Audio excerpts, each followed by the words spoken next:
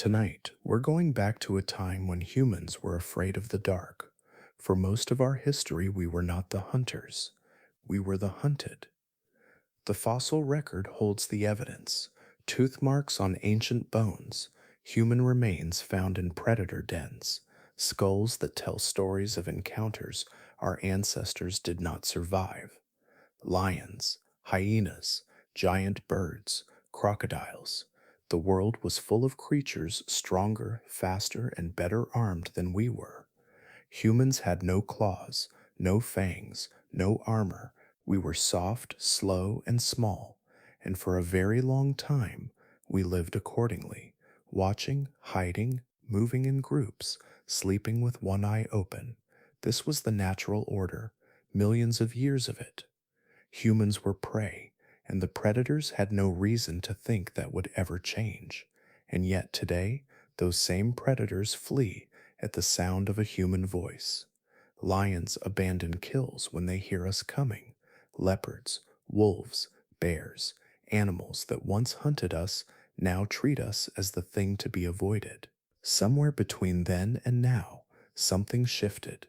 Something so gradual it left almost no trace in the fossil record. How did that happen? How did a species with no natural weapons, no speed, no strength become the one thing that every predator on Earth learned to fear? And when did the first traces of this quiet dominion appear in the fossil record? Tonight, we'll follow the faint trail of clues left behind.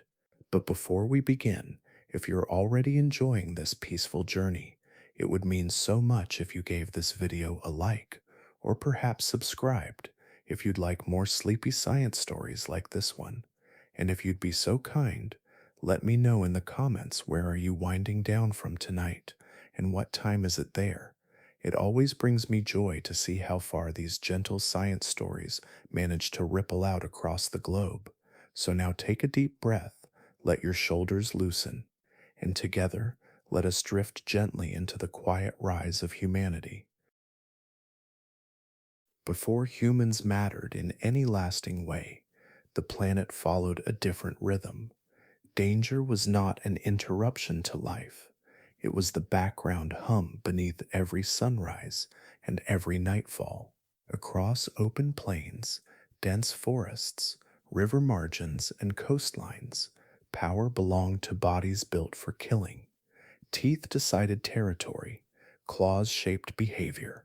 Survival depended on noticing movement in the grass, shifts in the wind, and the sudden silence that meant something was watching.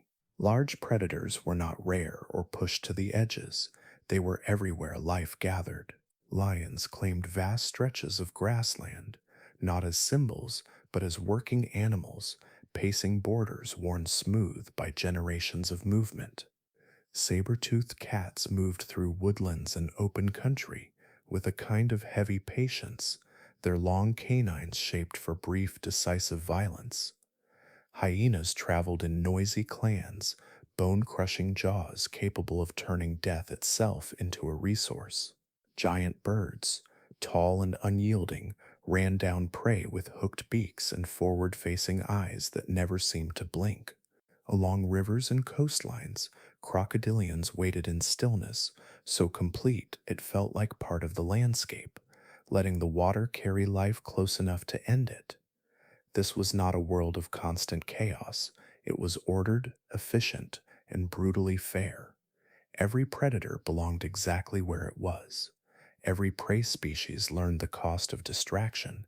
Movement across the land followed invisible rules written by risk. Animals grazed in tight groups. Sleep came in short intervals.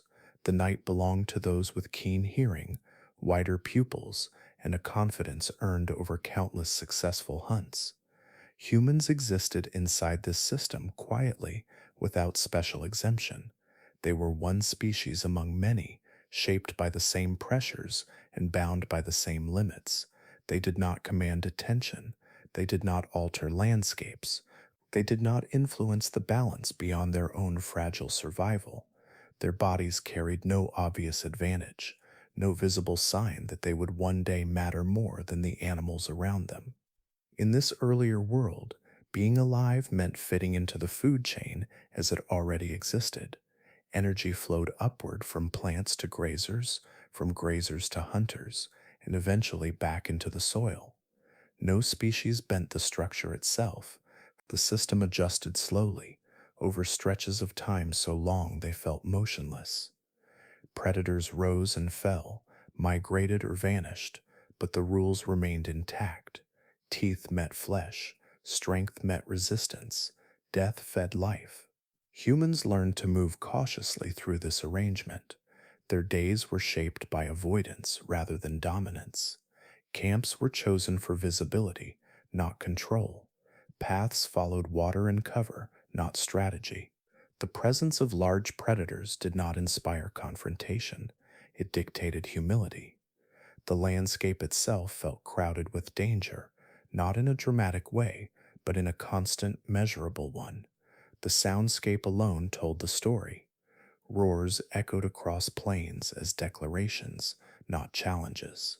Low growls rolled through brush as warnings meant to be understood. The splash of water near a riverbank carried weight, signaling decisions made too late. Even silence meant something. When birds stopped calling, it was rarely for no reason. This was Earth before human influence stretched beyond a footprint, before animals learned to associate an upright silhouette with risk, before fear flowed in unfamiliar directions. Predators did not consider humans competitors. They considered them opportunities when the moment allowed. The relationship was practical, unremarkable, and deeply one-sided. Over long ages, this balance produced a planet dense with large, confident hunters. Their bodies grew specialized, their behaviors refined, their presence shaped where other species fed, rested, and raised young. The world turned under their watch, season after season, without interruption, and within that vast, tooth-driven order, humans remained small, temporary, and largely unnoticed. Life continued without adjusting for them. The food chain held steady, indifferent to their passing. Earth did not yet recognize them as anything more than another cautious animal moving through the shadows. To live as prey was to exist inside a narrow margin of safety. Life unfolded within careful boundaries, shaped not by ambition or exploration, but by awareness. Every movement carried consequences, every sound mattered. Early humans did not wake into a world that felt welcoming or neutral. They woke into a landscape already claimed, already watched, already tuned to weakness. Risk was not something that arrived suddenly. It did not surge or fade.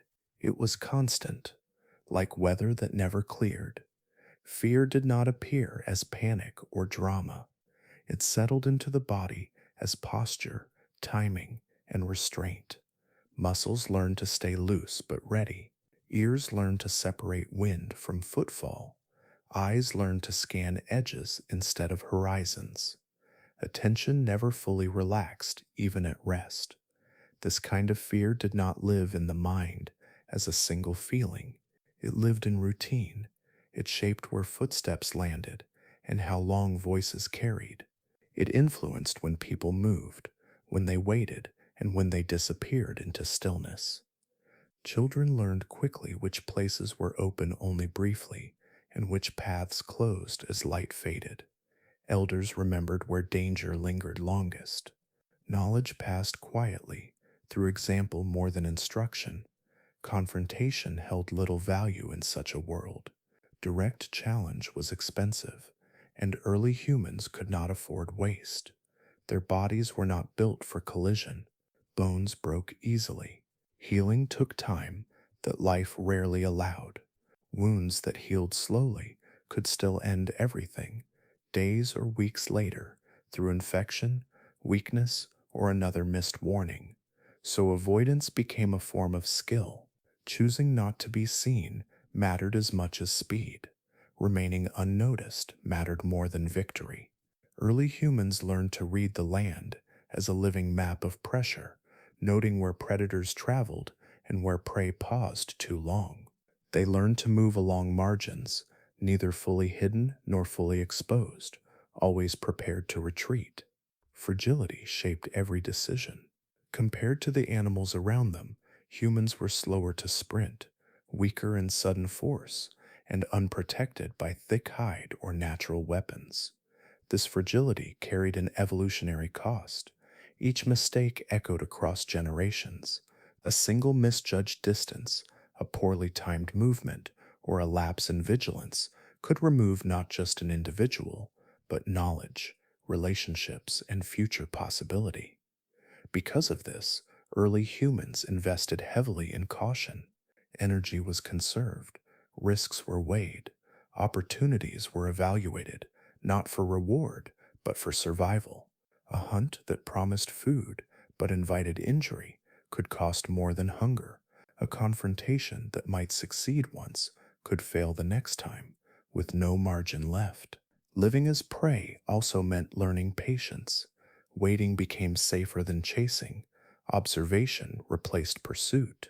Early humans watched other animals carefully, not as rivals, but as indicators. The behavior of birds, the sudden stillness of grazing herds, the direction of fleeing shapes in tall grass all carried information. The land itself became a quiet teacher. Over time, these patterns etched themselves into behavior. Movements grew economical. Group cohesion tightened, not through strategy, but necessity. Individuals who strayed too far faced consequences the environment delivered quickly. Cooperation was not yet power, it was insulation. Sharing awareness reduced blind spots. Staying close meant fewer angles of attack. The cost of being slow and fragile also shaped how early humans used space. They favored places with visibility. They chose resting sites where escape routes remained open. Dense vegetation promised concealment, but also danger, and so it was approached carefully, often avoided. Rivers offered water, but demanded caution. Open plains exposed movement, but allowed early detection. Every environment carried trade offs. This life as prey left its mark on the nervous system. Reaction time mattered. Sensitivity to sound mattered. The ability to remain calm under constant threat mattered most of all. Panic wasted energy. Stillness preserved it. Those who survived longest were not the boldest or the strongest, but the ones who noticed first and moved least. Long before humans began to alter the world around them, the world altered them. It shaped their habits, rhythms, and instincts under the quiet pressure of predation. They did not yet dominate landscapes, they simply learned how not to vanish within them. Over time, a subtle difference began to separate humans from the other animals moving through the same dangerous landscapes. It was not strength or speed, it was a way of moving that looked, at first glance, like a disadvantage. Upright walking exposed the body, slowed sudden bursts, and left little room for surprise. Yet this posture carried a quiet efficiency that unfolded slowly across distance and time. Walking on two legs changed how energy flowed through the body. Each step became a controlled exchange rather than an explosion of force. Muscles worked in rhythm instead of strain. Heat rose and drifted away more easily from skin lifted into the air. Breathing settled into a steady pattern that could continue for hours. While other animals surged forward and then stopped to recover, humans kept going, step after step, without urgency. This way of moving suited a life lived within limits. Early humans did not rush across the land. They traveled patiently, letting the ground pass beneath them at a pace that matched their endurance rather than their fear. Distances that exhausted faster animals became manageable. The world stretched open. Rivers were followed farther. Plains were crossed more steadily. The cost of movement dropped, and with it, the risk of being drained before danger even appeared. Endurance became more valuable than speed. In a single sprint, humans could not compete. In a chase that lasted minutes, They still fell behind, but in journeys that took hours, something changed. Bodies built for bursts overheated. Muscles designed for explosive movement demanded rest. The advantage shifted quietly, not through confrontation, but through persistence. This endurance reshaped how humans related to prey. Rather than relying on ambush or sudden power, they learned to follow. Tracks in dust and grass became stories written on the ground. A bent stem, a disturbed stone, a fading scent all pointed forward. Humans moved behind animals, not to catch them quickly, but to remain present long enough for exhaustion to do its work. This was not pursuit in the dramatic sense. It was pressure applied gently, almost invisibly. Prey animals fled, then slowed. They sprinted, then paused. Humans arrived later, still breathing evenly, still walking. Over time, the gap closed, not because humans were faster, but because they endured. The land itself assisted, offering heat, distance, and time as allies. Walking upright also freed the hands. While feet carried the body forward, arms remained available to gesture, to carry, to prepare. Stones could be gathered without stopping. Objects could be transported across long distances. Small adjustments became possible while moving, rather than before or after. The body turned into a traveling platform, stable enough to combine movement with awareness. This changed the rhythm of interaction with prey. Hunts became extended encounters rather than brief clashes. Decisions unfolded gradually. Timing replaced force. Risk lowered as planning increased. Humans did not need to gamble everything on a single moment. They could adjust, redirect, and withdraw without collapse. The landscape felt different through this lens of movement. Hills were no longer barriers but contours. Heat was not only discomfort but a tool. Midday, when other animals sought shade, became a window of relative safety. Long hours under the sun, once dangerous, became manageable as sweat cooled skin and breathing stayed steady. The environment itself began to tilt, just slightly, in favor of those who could remain active longest. This way of moving also reshaped social behavior. Groups could travel together without breaking apart. The slowest pace set the rhythm, keeping everyone within sight. Shared movement reinforced shared awareness. Distance did not isolate individuals as easily when no one needed to sprint ahead or lag far behind. The group stayed coherent, spread across the land like a single, extended organism. The advantage of walking did not announce itself. There was no moment when it became obvious. It accumulated quietly, mile after mile, generation after generation. Each successful return reinforced the pattern. Each long journey that ended without injury left a subtle imprint on behavior and expectation.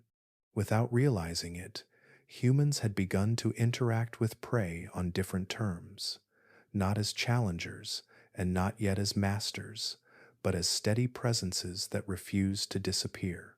The land remembered these paths, worn slowly under patient feet, carrying bodies that learned to last longer than fear. As movement grew more patient and journeys stretched farther across the land, another quiet shift unfolded alongside it. Survival began to depend less on what one body could do alone, and more on what many bodies could sense, remember, and respond to together.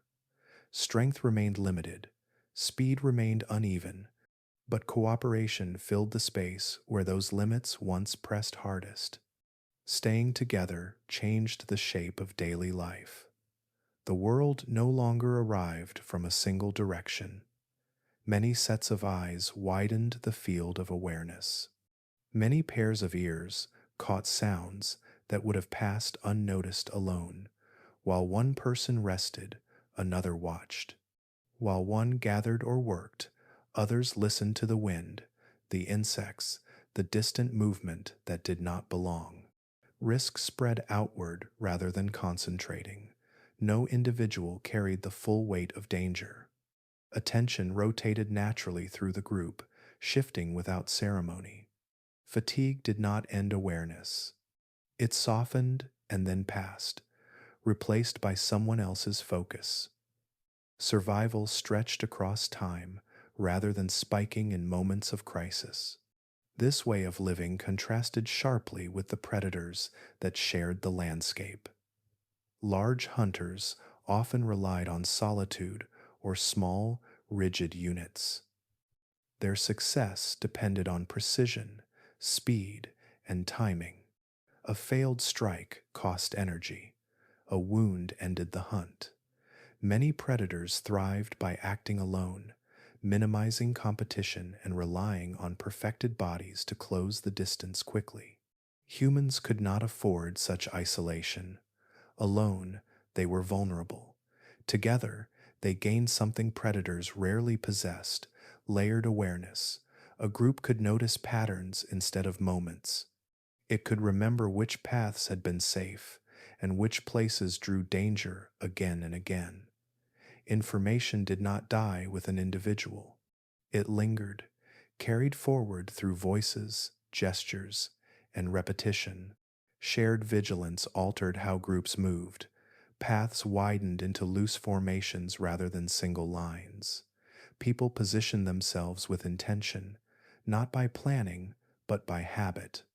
The youngest and weakest remained inside, protected by proximity. Those with clearer sight or sharper hearing drifted toward edges without instruction. Roles shifted quietly, responding to terrain and time of day. Shared risk also softened fear, not by removing it, but by distributing it. When danger approached, response did not depend on a single reaction. Movement rippled outward. A pause here, a turn there, a gradual retreat that preserved cohesion. Panic rarely served the group. Calm awareness carried farther. Even simple tasks changed meaning in this context. Gathering food became safer when done together. One person bent close to the ground while others watched the horizon. Short moments of vulnerability passed without consequence. Rest came more fully when someone else remained alert. Sleep deepened when danger felt held at the edges rather than pressing in from all sides. Over time, these patterns began to change outcomes. Encounters that once ended in loss now resolved differently. A predator approaching a group met noise, movement, and resistance instead of flight. Not aggression, but presence. A cluster of upright forms, voices rising, stones lifting into view, created uncertainty. Predators learned through experience that groups behaved unpredictably.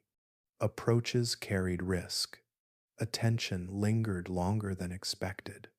These moments did not turn humans into dominant forces, but they bent interactions slightly. Predators hesitated, paths shifted, territories overlapped differently. The land adjusted to clusters of humans moving through it, not as solitary prey, but as cohesive units that refused to scatter easily. Cooperation also fostered patience.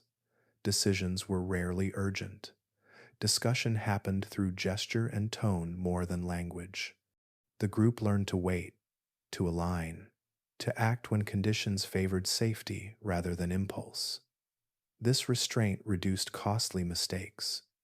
Injuries declined, survival lengthened, knowledge accumulated. What mattered most was continuity.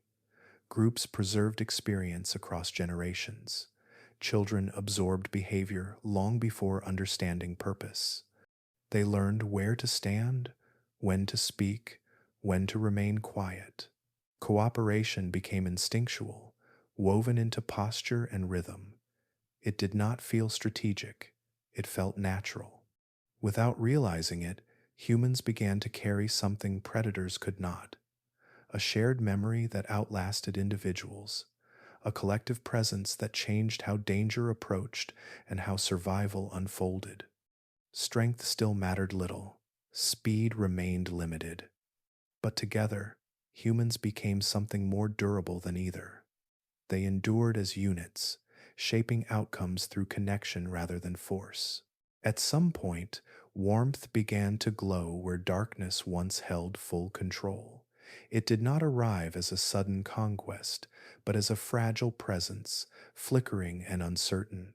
Fire entered human life not as a weapon, but as a boundary, a thin line of light that separated what could approach from what could not.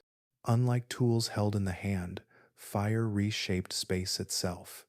It did not need to strike or chase, it simply existed, and in existing, it changed the rules. The edge of its glow marked a place where many predators slowed, circled, or stopped altogether. Heat disrupted familiar senses. Smoke carried unfamiliar signals. Light broke the rhythm of night that hunters relied upon. For early humans, fire offered protection without movement. It guarded while bodies rested. It worked while muscles recovered. A small flame could hold back dangers that once pressed close, not through force, but through uncertainty. Predators evolved to read patterns, silhouettes, and sounds. Fire introduced something that refused to fit any of them. Night itself transformed around the flame. Darkness no longer arrived as an unbroken curtain. Shadows shifted and danced, revealing shapes instead of concealing them. Eyes adjusted differently. Sounds carried farther across open ground. The hours after sunset no longer belonged entirely to those who hunted unseen. Time stretched in new directions. With fire present, rest changed its character. Humans slept in longer intervals. Vigilance softened without disappearing. Someone always fed the flames, adjusting fuel, reading the glow, learning its moods. The group gathered closer, not only for warmth, but for the shared sense of safety the fire offered. It created a center, a place the world now bent around. Predators felt this change in ways they could not reason through. Their instincts recognized danger without understanding it.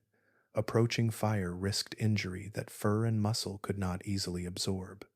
Whiskers sensed heat before bodies closed in. Eyes struggled with brightness that erased the advantage of darkness. Smoke stung lungs and confused scent trails. Each cautious approach ended the same way, with hesitation and retreat. Over time, this pattern repeated. Predators learned through experience, and learning shaped behavior. The presence of fire became associated with unpredictability and harm. It did not need to injure often. Avoidance was enough. The safest choice became distance. The glow itself grew heavy with meaning. Fear began to behave differently. For humans, fear no longer filled every corner of the night. It gathered beyond the firelight, pushed outward instead of inward. The unknown did not vanish, but it paused. Darkness waited at the edge rather than pressing in close. This shift was subtle but profound. For predators, fear took a new shape. It was no longer focused on bodies, but on places. Certain clearings, ridges, and riverbanks now held light after sunset. These places broke routine. They demanded caution. Over generations, avoidance hardened into habit. Territories adjusted. Paths bent away. Fire also extended human presence across time. Activity no longer ended with sunset. Stories emerged in the glow.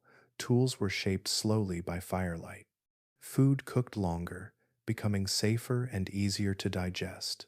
Recovery improved. Energy carried forward instead of being consumed entirely by survival. This extension of time quietly deepened cooperation. Fire encouraged gathering. It rewarded closeness. It made communication easier after dark when voices could travel without revealing position. It allowed planning to stretch beyond daylight urgency into patient conversation. The boundary fire created did not announce a change in hierarchy. Predators still ruled much of the land. Humans still moved carefully. But something fundamental shifted. A line appeared in the landscape that predators respected without fully understanding. A space that belonged to humans simply because they could maintain it. Fear began to flow in two directions, unevenly at first, then more consistently. Predators did not fear humans as individuals. They feared the places humans transformed. Fire turned space into signal, and signal into memory. Nothing dramatic marked this transition. No single night altered the balance forever. But with each flame tended and each night spent behind its glow, the world adjusted. Quietly, patiently, the shape of danger changed. Night had once been the hour of greatest risk. Long before humans learned how to reshape it, darkness tightened the world. Vision narrowed, distances collapsed, sounds arrived without warning. The same landscapes that felt manageable by day transformed into places ruled by senses humans did not possess in full. Predators moved confidently then, bodies tuned to low light and silence, while humans withdrew, slowed, and waited for morning.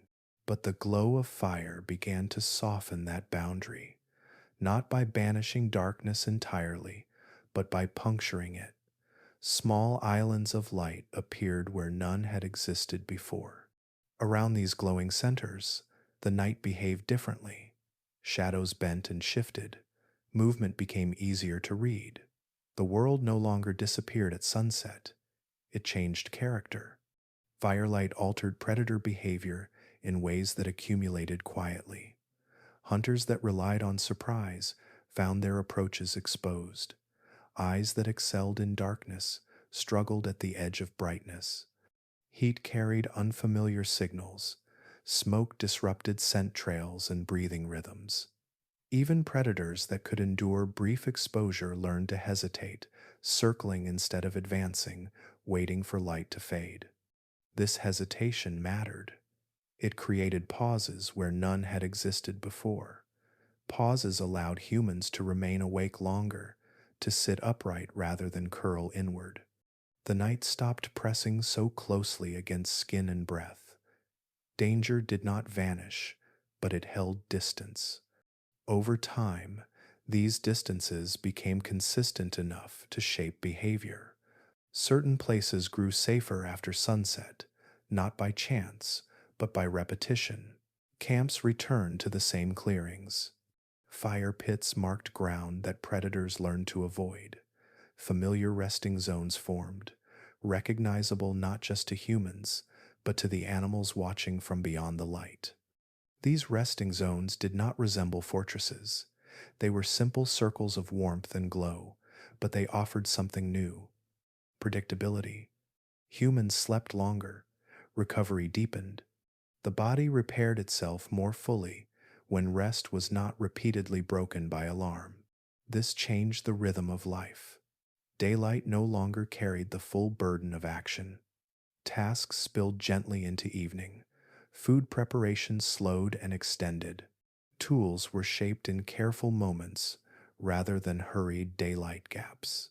Stories emerged, shared not only as memory, but as instruction. Knowledge moved forward across generations, more reliably because there was time to pass it on. Night began to belong partly to humans, not in dominance, but in participation. They stayed awake beyond necessity. They moved between nearby resting places without full retreat. The hours after sunset became usable, not just endurable. Predators adjusted in response. Many shifted hunting routes. Some delayed approaches until fires dimmed. Others avoided human-occupied areas entirely, not because of pain remembered, but because caution proved safer. Over generations, this avoidance settled into instinct. The glow itself became a warning signal. As this pattern repeated, fear rearranged itself. Humans learned that night was no longer uniformly hostile. They trusted certain spaces. Predators learned that some darkness now carried risk. Neither side announced this change, but both responded to it.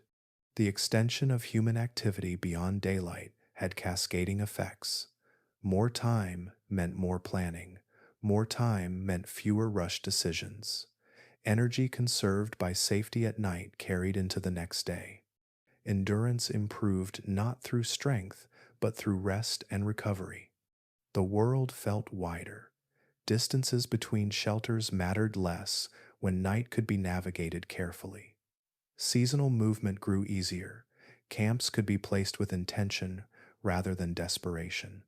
Groups maintained cohesion over longer periods, anchored by places where darkness softened instead of closing in. This transition did not transform humans overnight. They remained cautious. Fires needed tending. Storms and wind could still erase safety in moments. Yet the rule of night had changed enough to matter. Darkness was no longer owned entirely by those with claws and fangs. It had been shared. The land, once abandoned at sunset, now held light in steady pockets. Around these glowing centers, life slowed and deepened rather than simply hiding. And as the nights grew longer and more familiar, humanity's place in the rhythm of Earth shifted again, quietly, without announcement, carried forward by warmth, patience, and a watchful flame. Food did not first come from triumph, it came from patience. Long before humans shaped the hunt into something deliberate, they learned how to eat without fighting. They learned how to take nourishment from a world already full of death, without becoming the ones who caused it. In landscapes ruled by powerful hunters, meals were loud events. Chases thundered across plains, cries echoed through brush, bones cracked, blood marked the ground. When predators finished, they often left behind more than they carried away. Thick hides proved difficult to open fully. Marrow stayed sealed behind hard bone. Sinew and fat remained where claws and teeth lost interest. Early humans learned to notice this. They watched from distance, reading the language of birds circling low, listening for sounds that told them a hunt had ended. They did not rush in, they waited. Stillness remained their greatest skill. Time softened danger more reliably than courage. Following predators did not mean challenging them. It meant tracking their absence. Humans approached only when the land itself grew quiet again. Even then, caution guided each step. The air was tested, the ground scanned. Scavenging demanded awareness equal to hunting, but without the risk of direct confrontation. Simple tools changed everything here, not by force, but by access. A sharp stone did not make a human stronger than a lion. It did not need to. It opened what teeth could not. It reached marrow hidden deep inside bone, rich with fat and energy. It cut sinew into manageable pieces. It turned remains into resources. This quiet advantage mattered deeply. Meat carried dense nutrition, especially in times when plants were scarce or seasonal. Fat fueled long journeys and sustained growing brains. Marrow offered calories impossible to gather from leaves alone. Each successful scavenging event returned value far beyond the effort spent waiting. The act itself reshaped behavior. Humans did not need to overpower prey. They needed to arrive later. They did not need speed. They needed timing. Strength gave way to awareness. Precision replaced risk. The landscape became a shared space where predators did the dangerous work and humans learned how to benefit without being noticed. This relationship shifted how humans viewed predators. They were no longer only threats, they became indicators. Their presence signaled opportunity as well as danger. Tracks told stories. Feeding sites marked future paths. Even conflict between predators created openings, moments where attention scattered and resources remained unattended. Over time, this practice reduced pressure on the human body. Injuries declined, energy conserved through avoidance carried forward into survival and reproduction. Groups that scavenged successfully could support more individuals. Children grew stronger. Elders lived longer, carrying knowledge instead of vanishing early. Tools grew quietly more refined, shaped by use rather than intention. Stones that cut well were kept. Those that dulled quickly were discarded. Hands learned angles. Wrists learned pressure. None of this required dominance. It required repetition. Scavenging also encouraged cooperation. Carrying food safely demanded many bodies. Someone watched while others worked. Someone listened for return movement. Food was shared, not because of fairness, but because storage inside one body invited loss. Distribution increased survival across the group. In this way, meat entered the human story without blood on human hands. Nutrition improved without confrontation. The food chain bent slightly, allowing humans to step into it sideways rather than upward. Predators continued to hunt as they always had, but humans learned how to exist alongside those hunts, arriving after the violence had passed. This reduced the need for direct conflict. It lowered the stakes of daily survival. It made fear more manageable by turning it into calculation. This mattered more than strength ever could. Muscles tire, bones break. But timing, awareness, and simple tools scaled gently with experience. Each generation learned faster than the last. Knowledge accumulated where brute force could not. Without claws or fangs, humans began to feed themselves consistently, not by replacing predators, but by trailing them. Not by mastering the hunt, but by mastering the aftermath. And in doing so, they found a way to grow stronger without ever appearing to challenge the order of the world. The objects humans carried did not announce power, they did not resemble teeth or claws, and they were never meant to threaten from a distance. At first glance, they looked ordinary, fragments lifted from the ground and altered only slightly by careful hands. Yet these simple tools changed how danger was measured and how survival unfolded. A sharp stone did not demand strength. It asked for precision. Its edge did not rely on muscle to succeed, but on placement, angle, and patience. Where force exhausted the body, efficiency preserved it. A cut made cleanly required less effort than a blow struck wildly. The stone allowed work to happen slowly, deliberately, without inviting immediate confrontation. These tools did not turn humans into warriors. They made humans practical. Cutting hide became easier. Dividing meat became safer.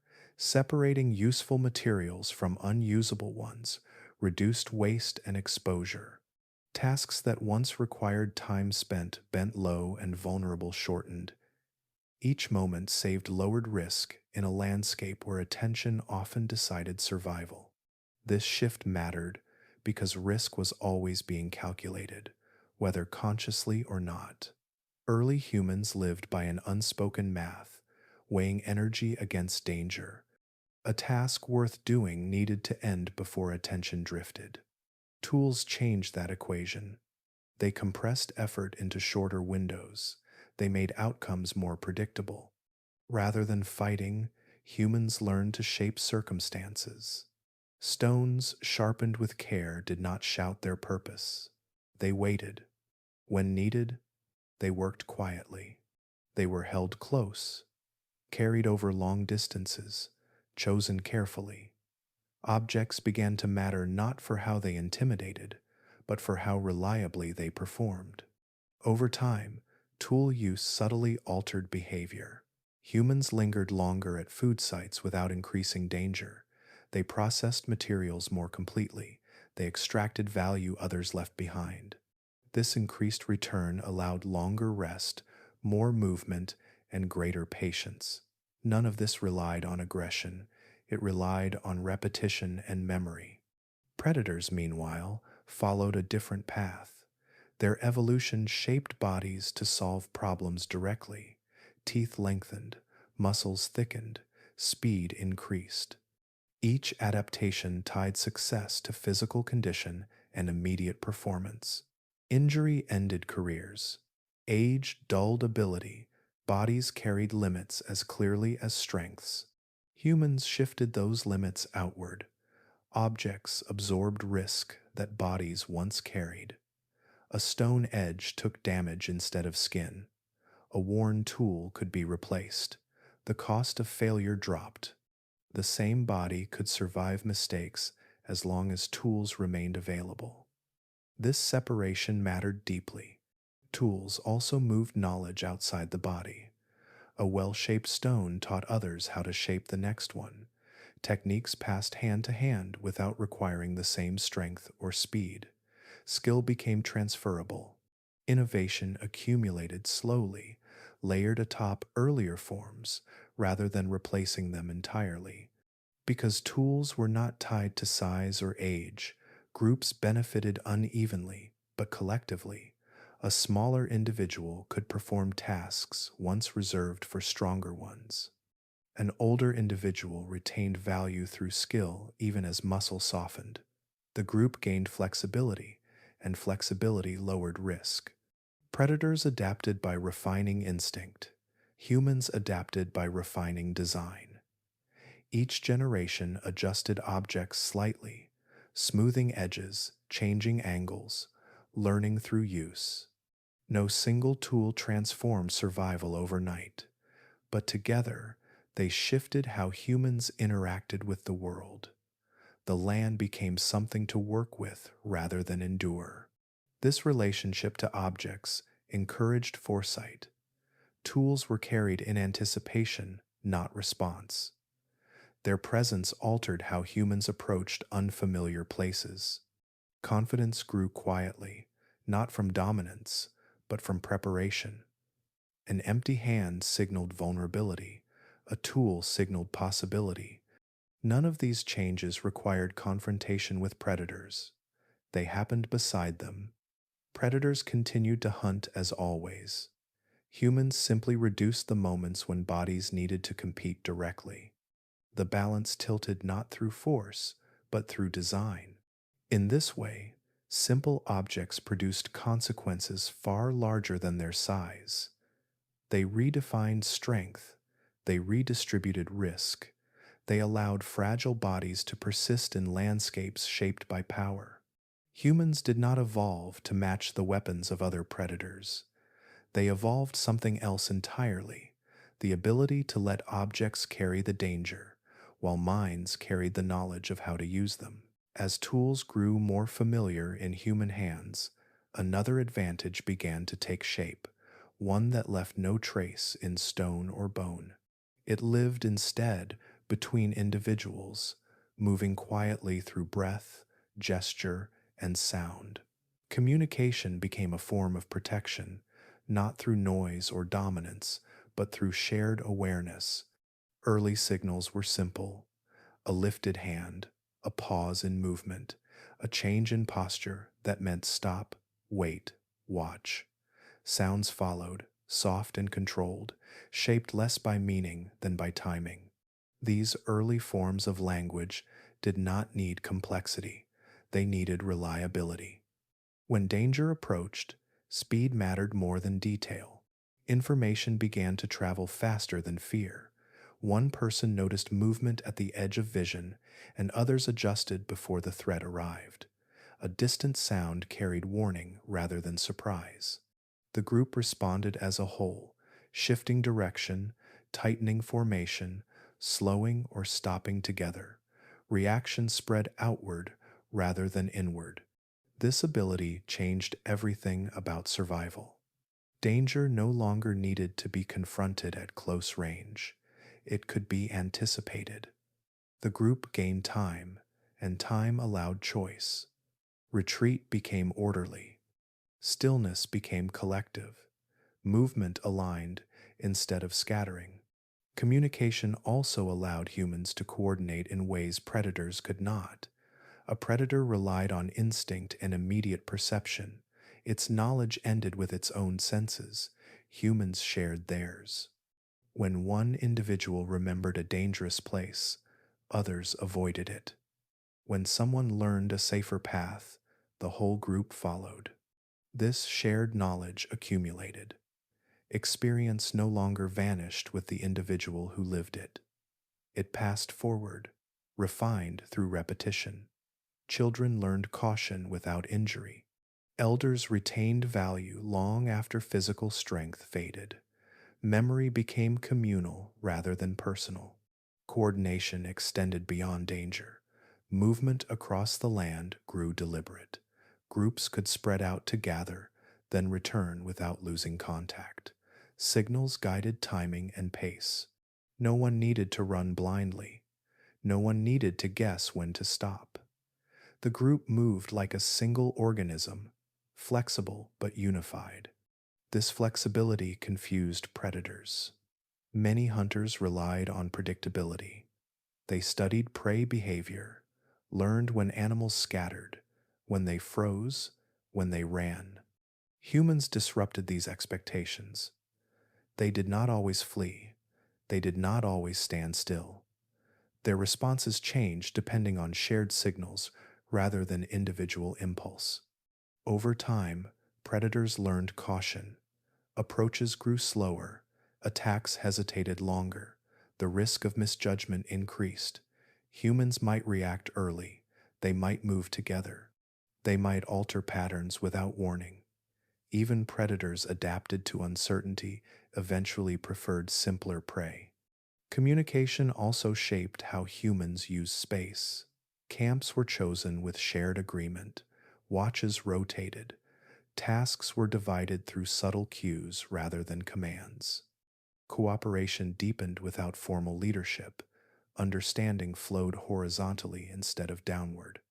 As sounds grew more varied and gestures more nuanced, meaning layered gently onto communication, warnings became specific, instructions softened, coordination improved. None of this needed to be precise or complex by modern standards. It needed only to be consistent. Predators could not compete with this. Their bodies evolved for solitary excellence. Their minds excelled at focus and reaction. But they could not pool perception. They could not plan across generations. They could not remember collectively. Humans began to act with knowledge that extended beyond any single moment. The landscape became annotated, with stories passed quietly between voices. This place held danger. That time of day carried risk. That sound meant approach. Each shared piece of information reduced uncertainty. The power of communication did not lie in volume or authority. It lay in trust. Signals worked because they were believed. Responses worked because they were shared. Cooperation deepened because communication made it possible to act together without hesitation. Slowly, almost invisibly, information became one of humanity's most reliable tools. It weighed nothing. It left no mark on the ground, but it moved through groups faster than predators could adapt. Knowledge shaped survival long before strength ever did.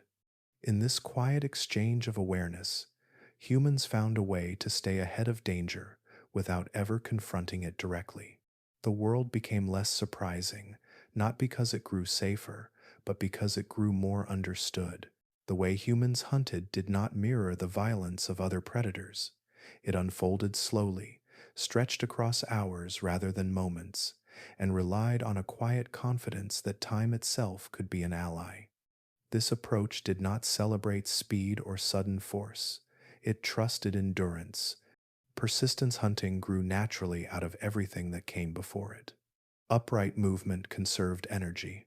Cooperation reduced risk. Tools increased efficiency. Communication aligned response. Together, these traits allowed humans to follow prey far longer than most animals could tolerate, not in a chase marked by panic, but in a steady presence that refused to disappear. The hunt began without drama. A track noticed in dust, a trail bending through grass, a herd disturbed earlier in the day. Humans followed at a measured pace, never closing the distance fully, never allowing the prey to rest completely. The goal was not to catch quickly, it was to remain. Prey animals were built for bursts of speed. Their muscles surged, then demanded rest. Their bodies shed heat poorly, especially under the open sun. Each escape cost energy. Each pause shortened the margin for the next sprint. Humans continued walking, breathing steadily, allowing sweat to cool skin and movement to remain even. This was not a contest of strength. It was a test of limits. Humans respected their own. They did not run blindly. They adjusted pace. They read posture and breath. They waited for the land to do some of the work. Heat pressed down, distance accumulated. Over hours, the advantage shifted. The prey slowed, muscles stiffened. Panic replaced precision. Humans arrived again and again, not as attackers but as reminders. Escape never fully resolved the pursuit. There was always another approach, another steady figure on the horizon. When the final moment came, it was often subdued. Exhaustion had already done the work. Risk dropped dramatically. Injury became less likely. The animal no longer fled effectively.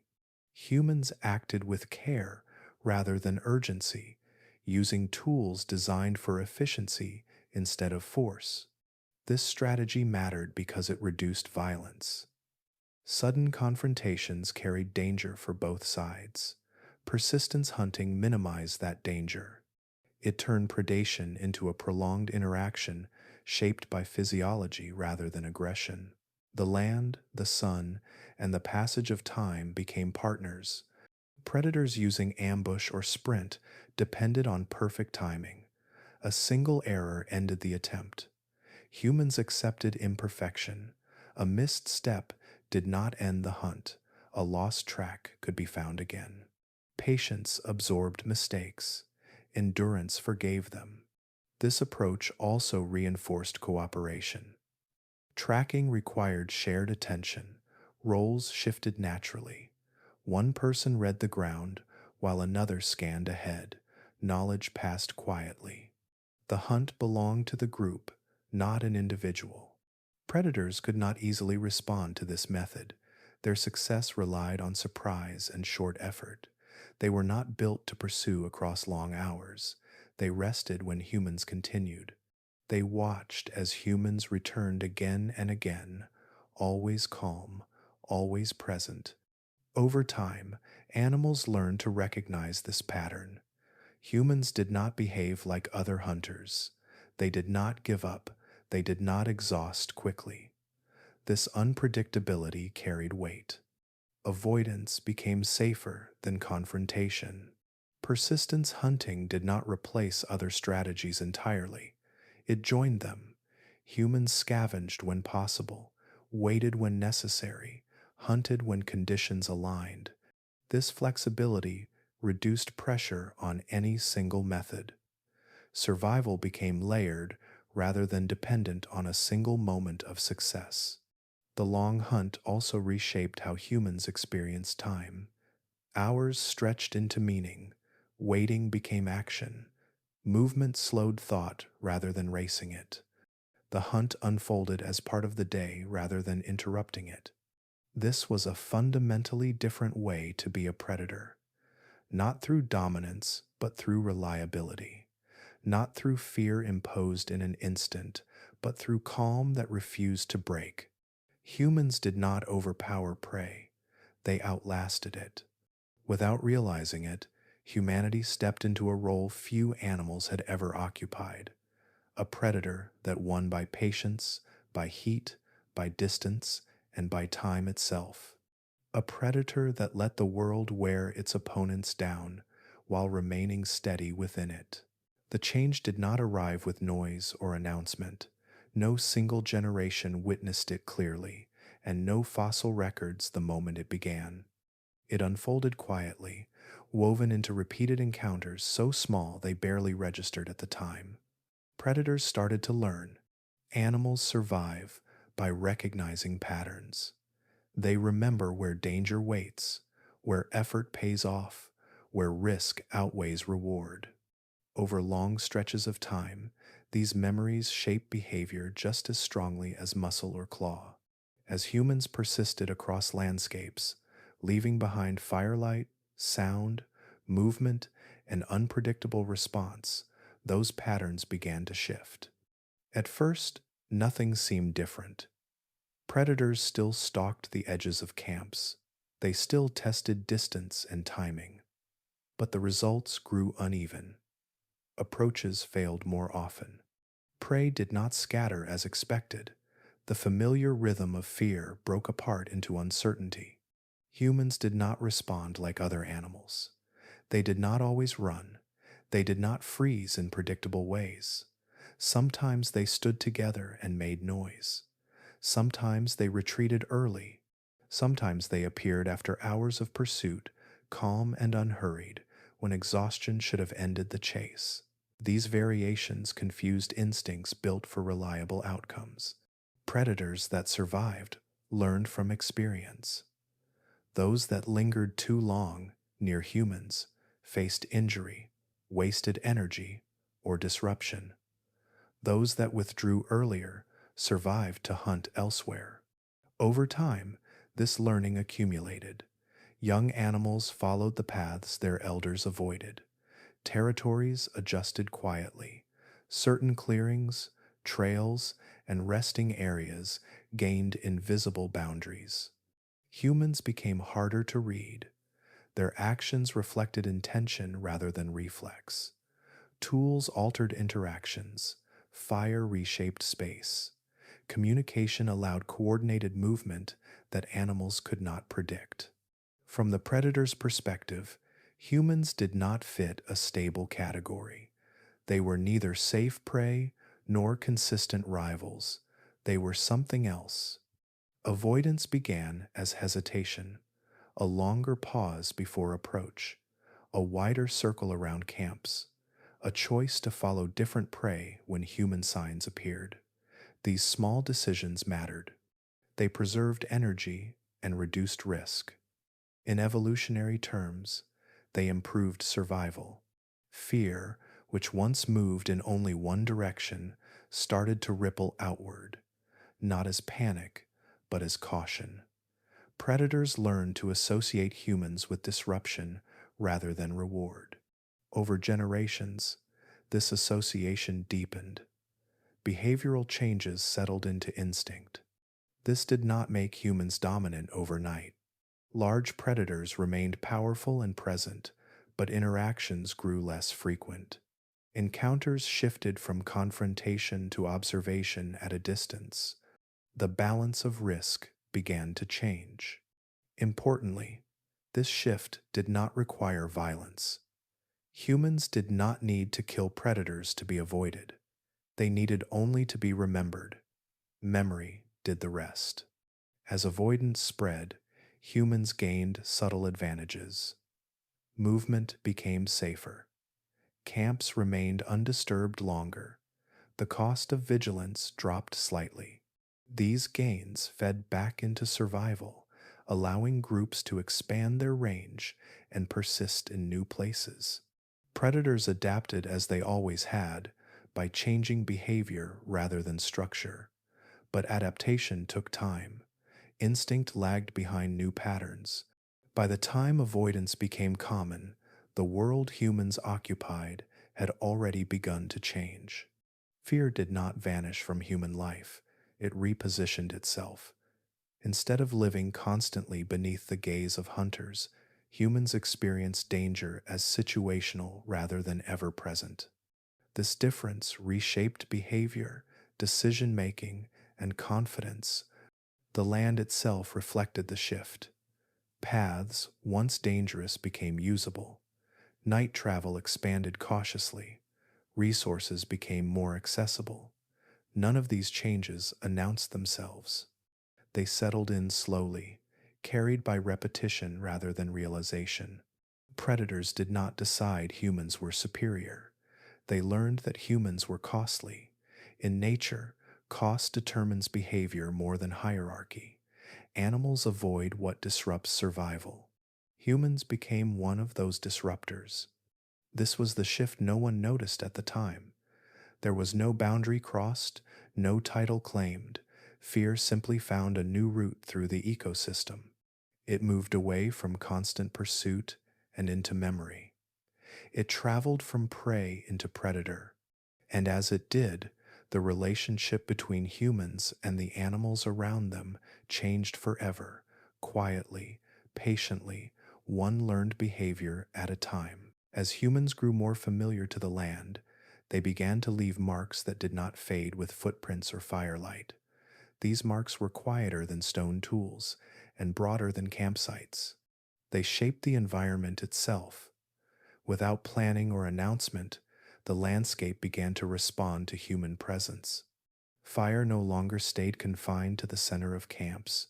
It moved outward, guided carefully, and used deliberately. Small burns cleared ground near resting places. Dry grasses vanished in thin lines. Underbrush opened into space. What remained looked subtle, almost accidental, yet these changes altered how the land functioned. Clearing vegetation reduced concealment for predators. Tall grass no longer pressed close, dense brush thinned, sightlines extended. Humans gained earlier warning, while animals that relied on cover hesitated. The ground became easier to navigate. Paths formed naturally through repeated use, growing clearer with each season. These clearings did more than offer safety. They shifted movement. Grazing animals favored new growth that followed burns. Predators followed grazing animals. The land reorganized around change that had begun as simple protection. Humans did not chase this outcome. It arrived as a consequence. Fire reshaped cycles that had once moved without interruption. Old growth gave way to renewal. Nutrients returned to soil. Young plants rose where heavy cover had dominated.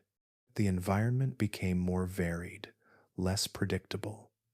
This variability favored flexibility, something humans had already learned to cultivate. Animals responded quickly. Herds altered migration routes. Browsers returned more frequently to open ground. Predators adjusted hunting patterns. The land began to remember human activity, holding it in changed vegetation and altered rhythms. In this way, the environment itself became a tool, not a device held in hand, but a condition shaped over time. Humans did not need to confront animals directly. They adjusted where encounters happened. They guided movement without visible barriers. This form of manipulation required patience rather than force. A burn today changed grazing tomorrow. A clearing maintained over seasons became familiar ground. Predictability grew where chaos once ruled. The landscape softened, not everywhere, but enough to matter. Fire also connected distant places. Knowledge of land management spread quietly across groups. Techniques passed along paths and meeting points. One valley burned differently than another, not by rule, but by learning. Humans observed outcomes and adjusted behavior.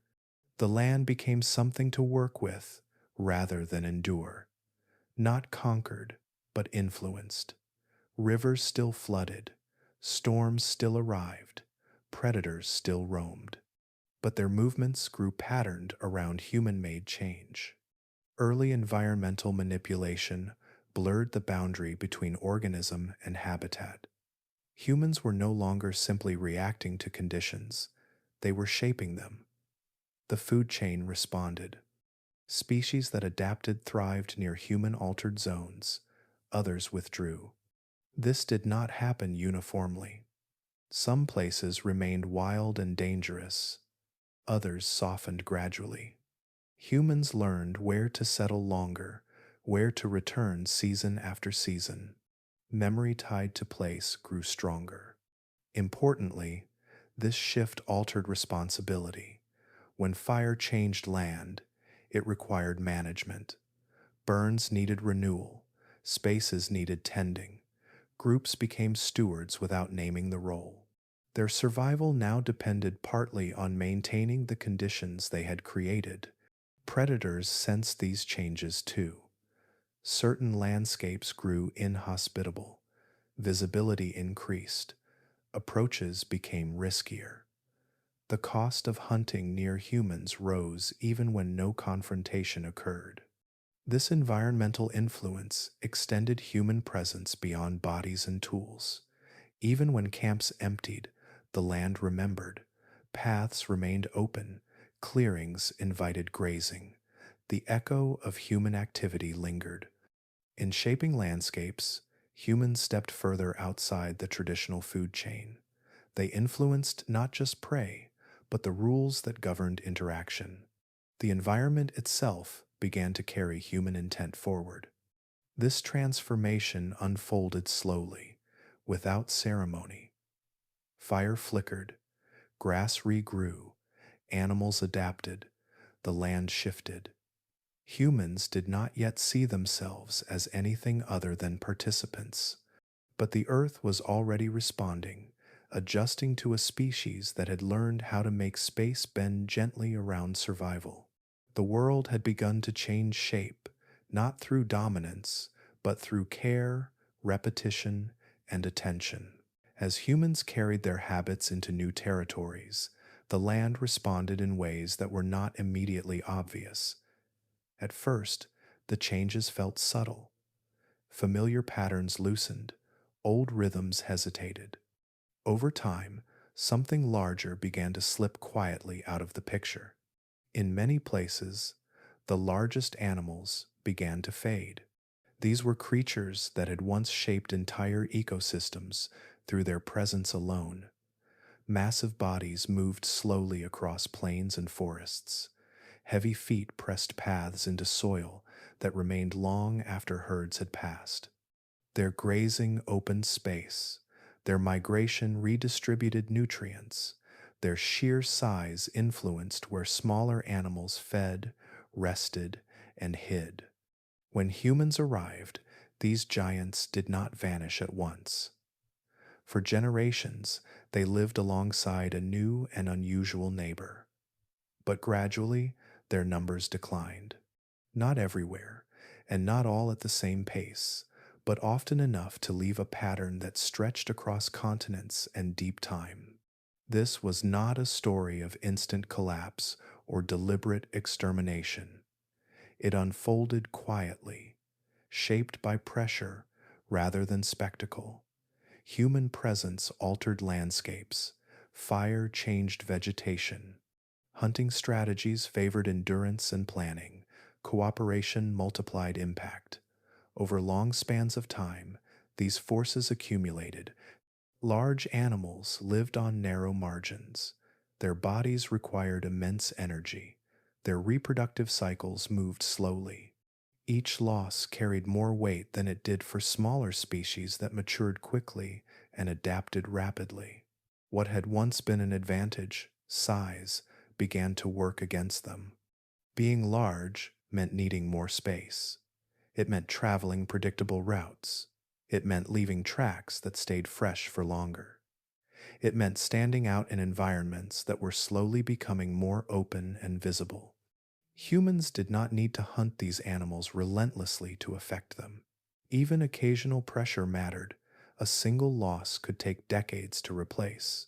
Changes in migration routes disrupted access to food. Altered landscapes broke familiar patterns. The giants endured less room for adjustment. As populations declined, ecosystems shifted. Smaller grazers filled spaces once dominated by massive bodies. Vegetation grew differently. Fire spread in new ways. Predator dynamics adjusted. The land did not collapse, it reorganized. Importantly, these changes followed human arrival, closely enough to be noticed, but not so perfectly as to point to a single cause. Climate fluctuated, environments shifted naturally. Some species vanished without human contact, others survived alongside people for thousands of years. The story here is one of correlation without drama. Humans entered ecosystems already in motion. Their presence nudged systems already sensitive to balance. For large animals, these nudges accumulated into pressure they could not always absorb. Size, which once offered protection from most predators, lost its certainty. Humans did not rely on teeth or claws. They relied on memory, endurance, coordination, and tools. None of these respected size. Large animals could outrun danger briefly, but not indefinitely. They could fight fiercely, but not against persistence that stretched beyond a single encounter.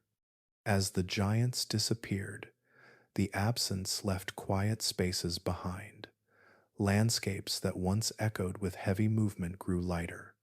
The ground healed differently. Plants once kept in check expanded. New rhythms settled in. Humans adapted to these changes without fully recognizing them. The world they inherited felt normal because memory shifted alongside reality.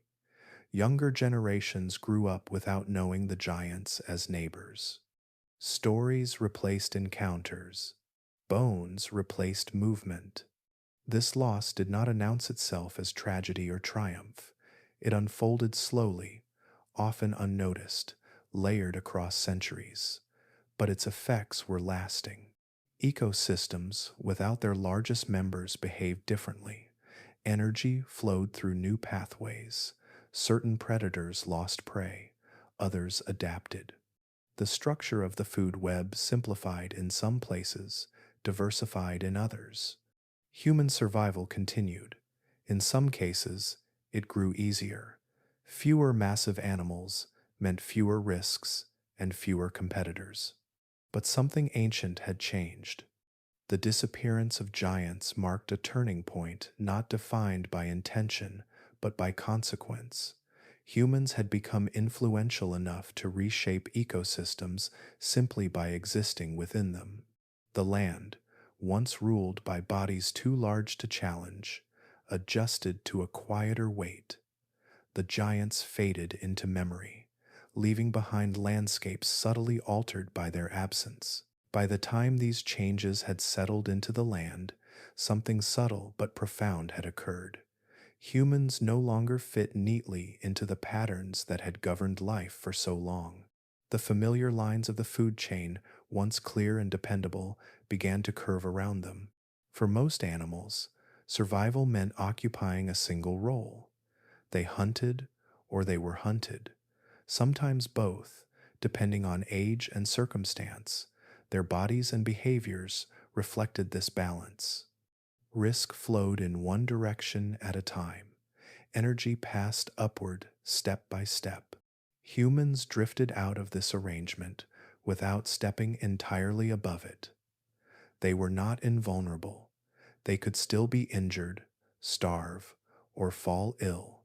Yet they no longer behaved like prey, and they did not hunt like other predators. Their survival was not bound to a single interaction or moment of force. Animals increasingly became resources rather than rivals. This shift did not happen through dominance displays or open conquest. It happened through consistency. Humans used animals for food, materials, and tools, but rarely needed to challenge them directly. The danger once carried in teeth and claws now lived at a distance, softened by planning and preparation. Predators still existed, but they no longer defined human survival in daily terms. Encounters became occasional rather than constant. Avoidance replaced confrontation on both sides. The relationship cooled into something more indirect. The food chain did not collapse, it bent.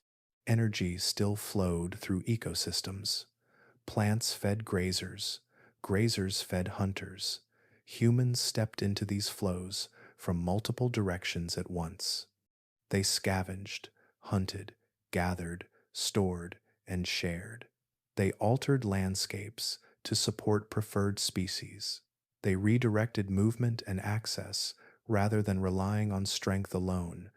This flexibility freed humans from dependence on any single source. Scarcity in one place could be offset by abundance elsewhere. Seasons mattered less rigidly. Failure did not always mean death. Survival became buffered. A new ecological position emerged, one not defined by teeth or speed, but by influence. Humans affected who lived nearby, where animals traveled, and how resources were distributed. They shaped conditions rather than merely responding to them. Standing outside the food chain did not mean standing above it entirely. Humans still relied on living systems. They remained bound to soil, water, and climate. But their relationship shifted from participant to modifier. Animals reacted to this change instinctively. Some adapted to live close to humans, benefiting from altered landscapes. Others withdrew. A few vanished. None of this required human intention. The presence alone reshaped the balance. This new position carried consequences. As humans reduced risk from predators, their populations grew. More people meant more pressure on systems already adjusting. The bending of the food chain deepened. Importantly, this shift happened without clear awareness. Humans did not declare independence from nature. They simply acted in ways that accumulated effect. Each decision felt small. Each adaptation seemed necessary at the time. Over generations, the result became unmistakable. Humans no longer waited for ecosystems to decide their fate. They influenced outcomes through memory, cooperation, and foresight. This did not make the world simpler, it made it different. Ecological relationships grew more complex, not less. Feedback loops multiplied. Consequences traveled farther and lasted longer.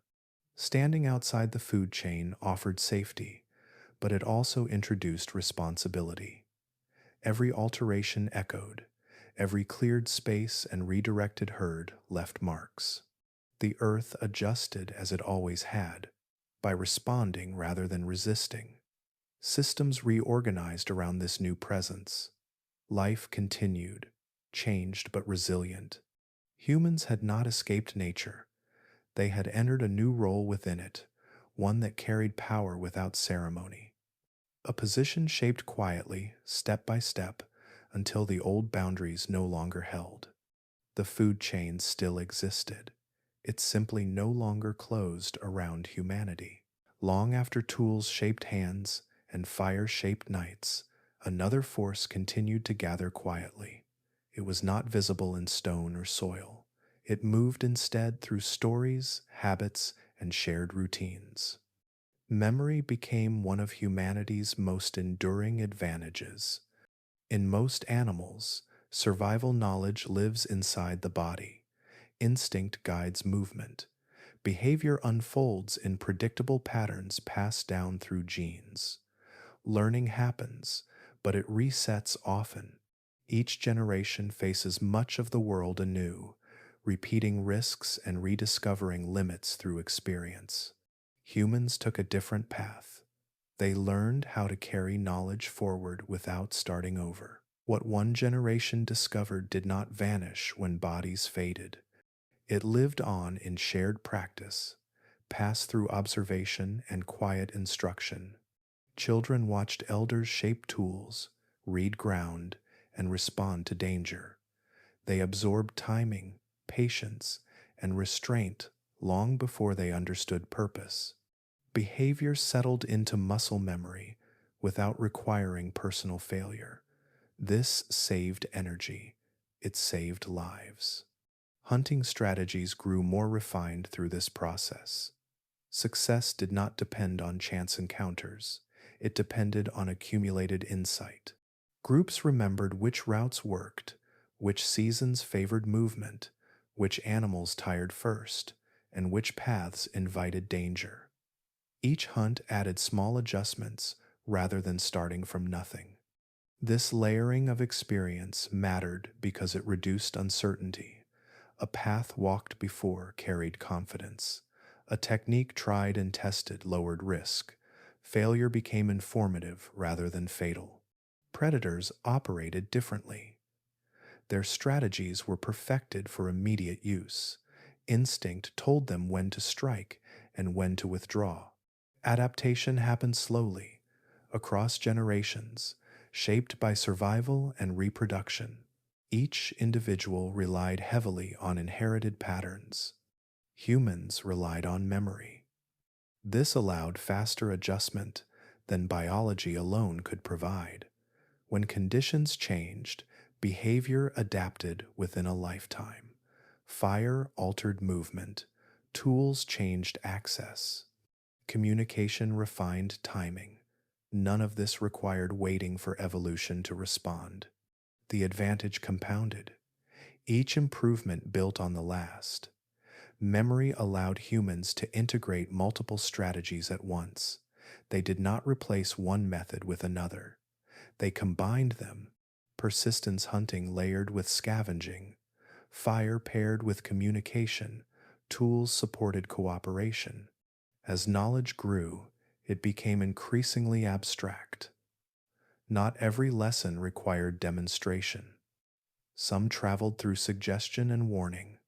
Places became associated with stories. Events turned into reference points.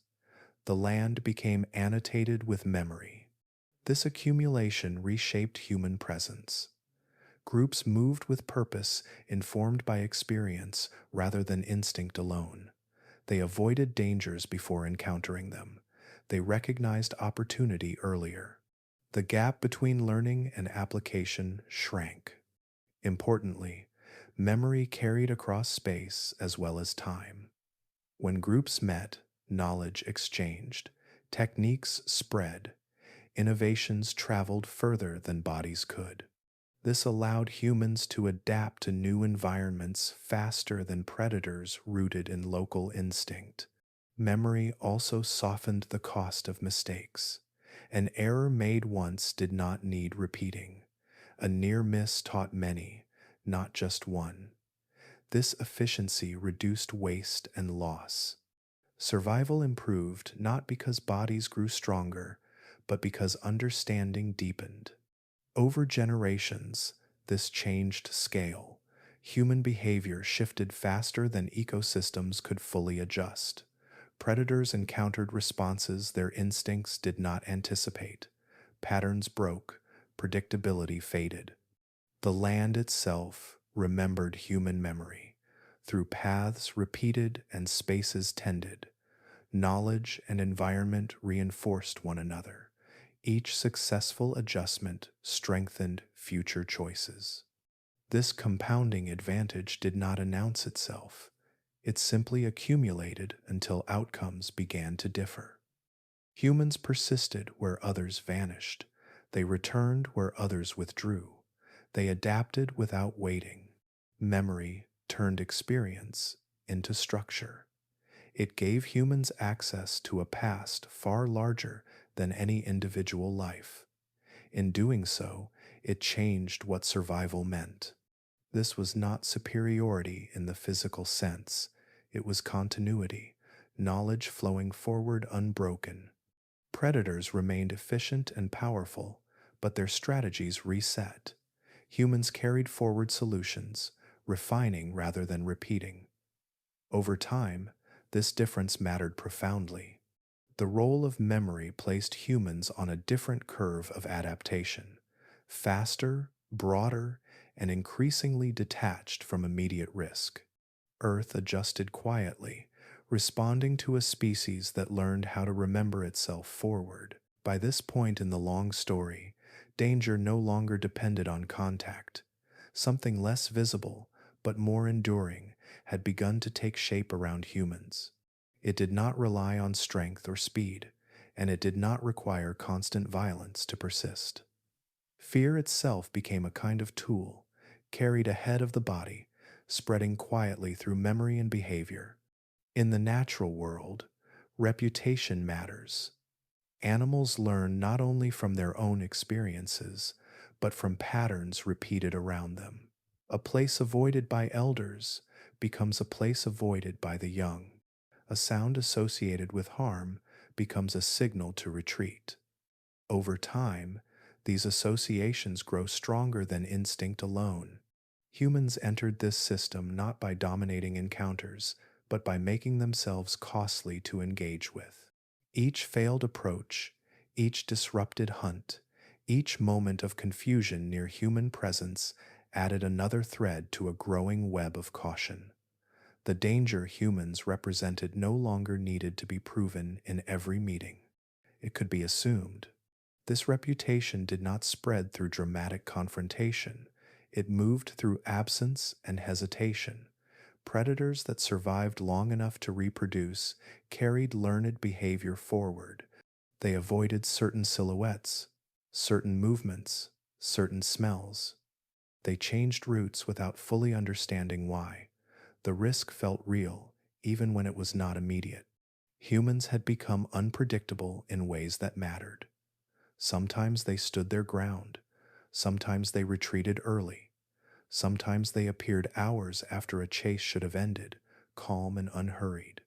Sometimes they reshaped the land itself, leaving open ground and fire-scarred edges where concealment once offered safety. From the predator's perspective, humans did not behave like prey, and they did not behave like rivals either. They did not fit into a familiar response pattern, which made interaction expensive. In ecosystems where energy determines survival, expense matters. Choosing avoidance preserved energy. Over generations, avoidance hardened into habit. As this pattern deepened, avoidance became the default response rather than the exception. Predators did not need to test humans repeatedly to learn the lesson. The cost had already been paid by others. Even large, powerful hunters began to shift behavior. Approaches stopped earlier, attention turned elsewhere. Human-occupied landscapes became background noise rather than opportunity. This did not eliminate predators from the world, but it changed where they felt comfortable moving. Fear began to travel ahead of human presence, shaping behavior before contact ever occurred. In this way, dominance emerged without battle. Humans did not need to win every encounter. They needed only to be remembered as a risk. Deterrence replaced confrontation, and deterrence required far less effort to maintain. This shift marked a profound transformation in how power operated. Most predators rely on physical proof. They must demonstrate strength again and again, risking injury each time. Humans reduce that burden by externalizing danger into reputation. Once established, reputation did the work on its own. A predator that turned away from a human never tested strength at all, yet the outcome was the same. Space was ceded, safety increased. Over time, this allowed humans to expand movement, settle more predictably, and invest energy elsewhere. The threat of violence still existed, but it no longer needed to be exercised often. Fear had become efficient. What makes this transition remarkable is its subtlety. There was no declaration of dominance, no moment when the balance visibly tipped. The change lived in countless small decisions made by animals choosing safer paths. It lived in pauses, detours, and empty clearings. The landscape itself recorded these choices in altered movement patterns and shifting territories. Humans became dangerous without fighting, powerful without constant force. Deterrence did not announce itself, but it endured. By the time this reputation had fully taken hold, the rules of interaction had already changed. Humans were no longer defined by who they could overpower, but by who chose not to approach them at all. As humans carried themselves beyond familiar horizons, the pattern they embodied traveled with them. Each new land they entered felt different at first. Climates shifted, plants rose in unfamiliar shapes. Animals moved with unfamiliar confidence. Yet beneath these surface differences, the same quiet process unfolded again and again, not through intention, but through presence. When humans arrived in new continents, they did not do so as a singular wave or force. They moved gradually, following coasts, rivers, and seasonal pathways. Small groups entered landscapes that had developed without them. Ecosystems balanced around creatures that had never learned to read an upright figure as danger. At first, nothing seemed altered. Animals behaved as they always had. Predators hunted according to long-held rhythms. Prey moved without the caution that memory would later demand. But time carried familiarity, and familiarity began to change behavior. The same elements appeared wherever humans settled. Fire reshaped night. Movement patterns bent around camps and paths. Cooperation multiplied awareness. Tools increased access without confrontation. Memory stored experience and passed it forward. None of these forces acted alone, yet together they formed a recognizable shape. The land began to adjust. Large animals declined slowly. Predators altered routes. Some species adapted to human-altered spaces. Others withdrew. Clearings opened. Grazing patterns shifted. Fire returned nutrients to soil in new cycles. The details differed, but the direction remained consistent. In each new world, humans did not introduce a single overwhelming pressure. Instead, they introduced a combination of small ones that reinforced each other.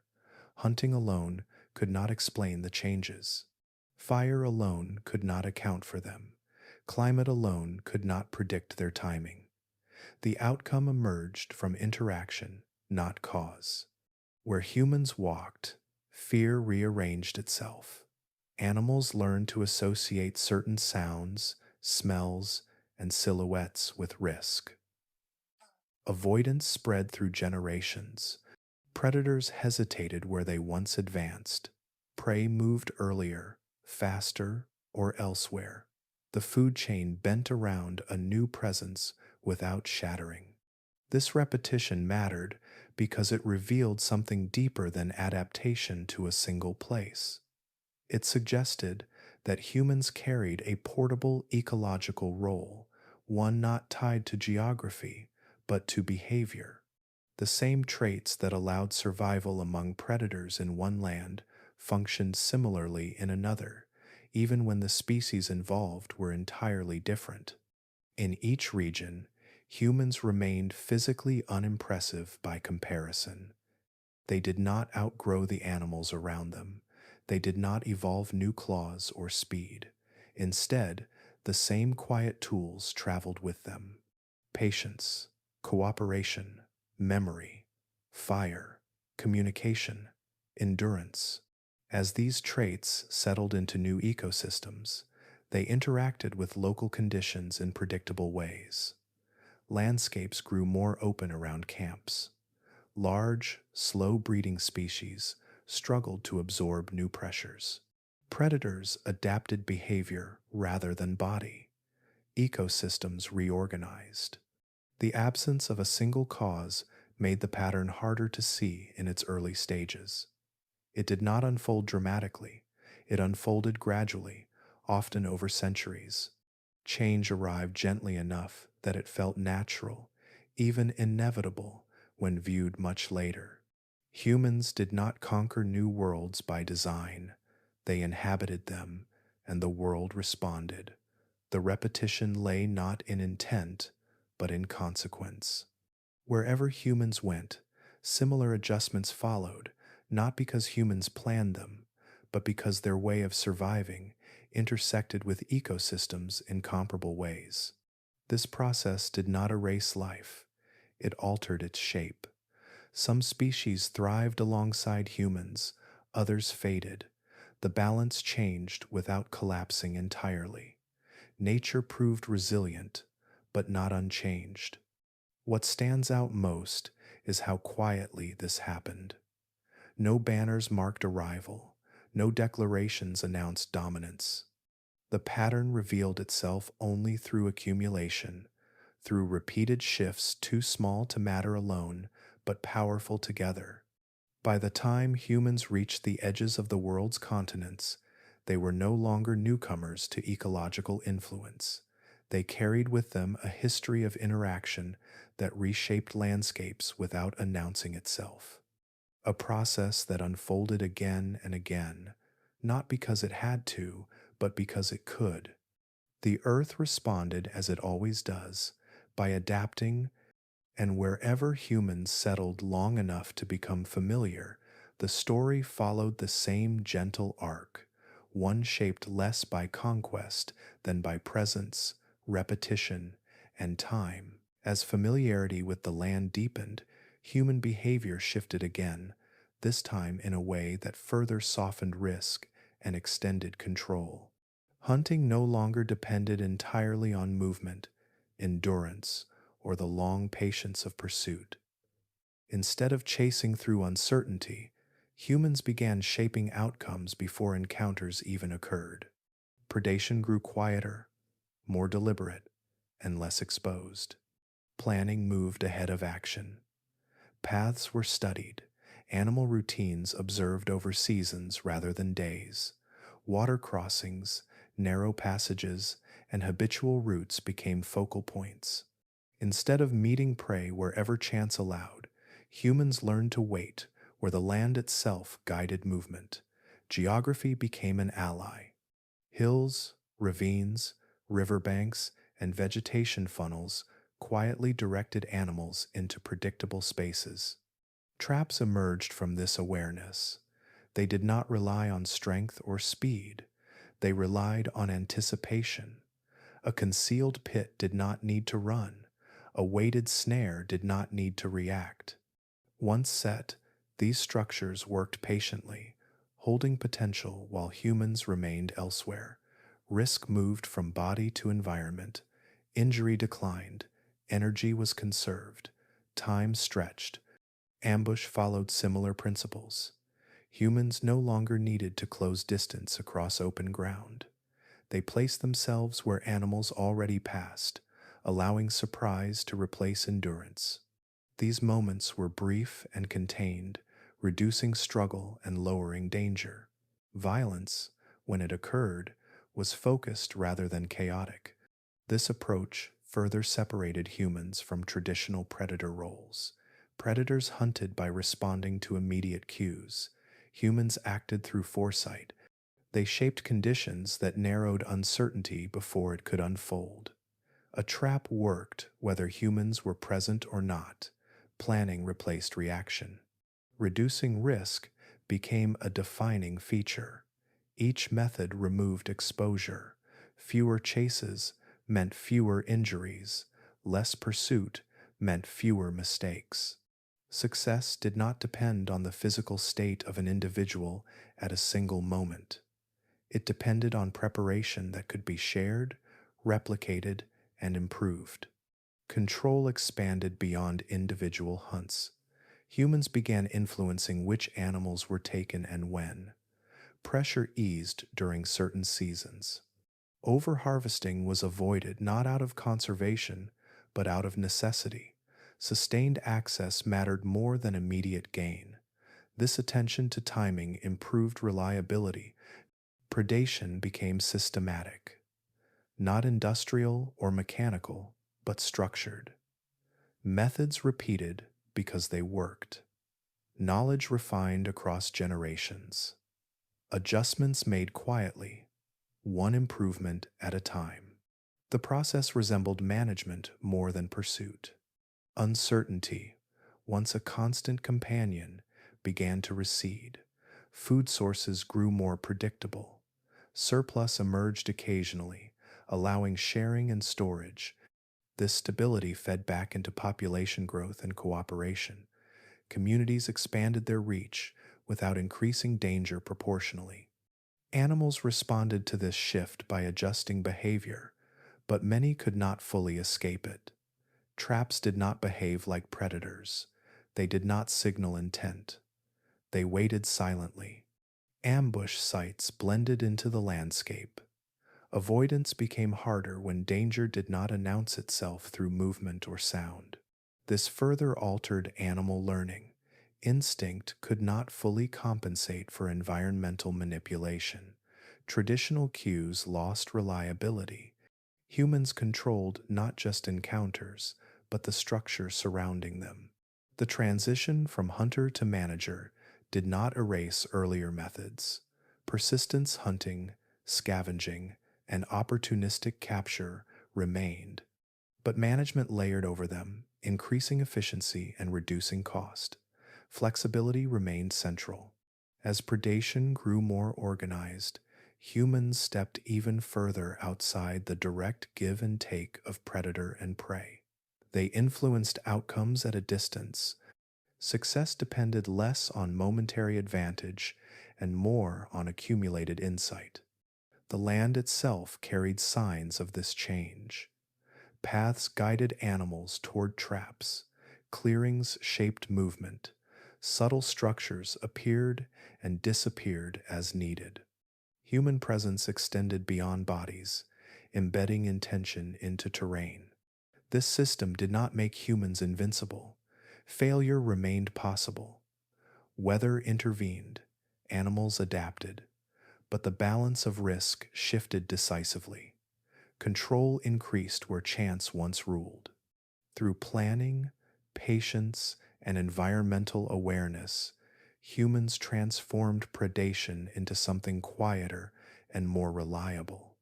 The chase gave way to placement, reaction gave way to design. In learning to manage rather than pursue, humans further refined a role that no longer resembled the wild contests that once defined survival. The food chain continued to bend, responding to a presence that now shaped not only behavior but outcome itself.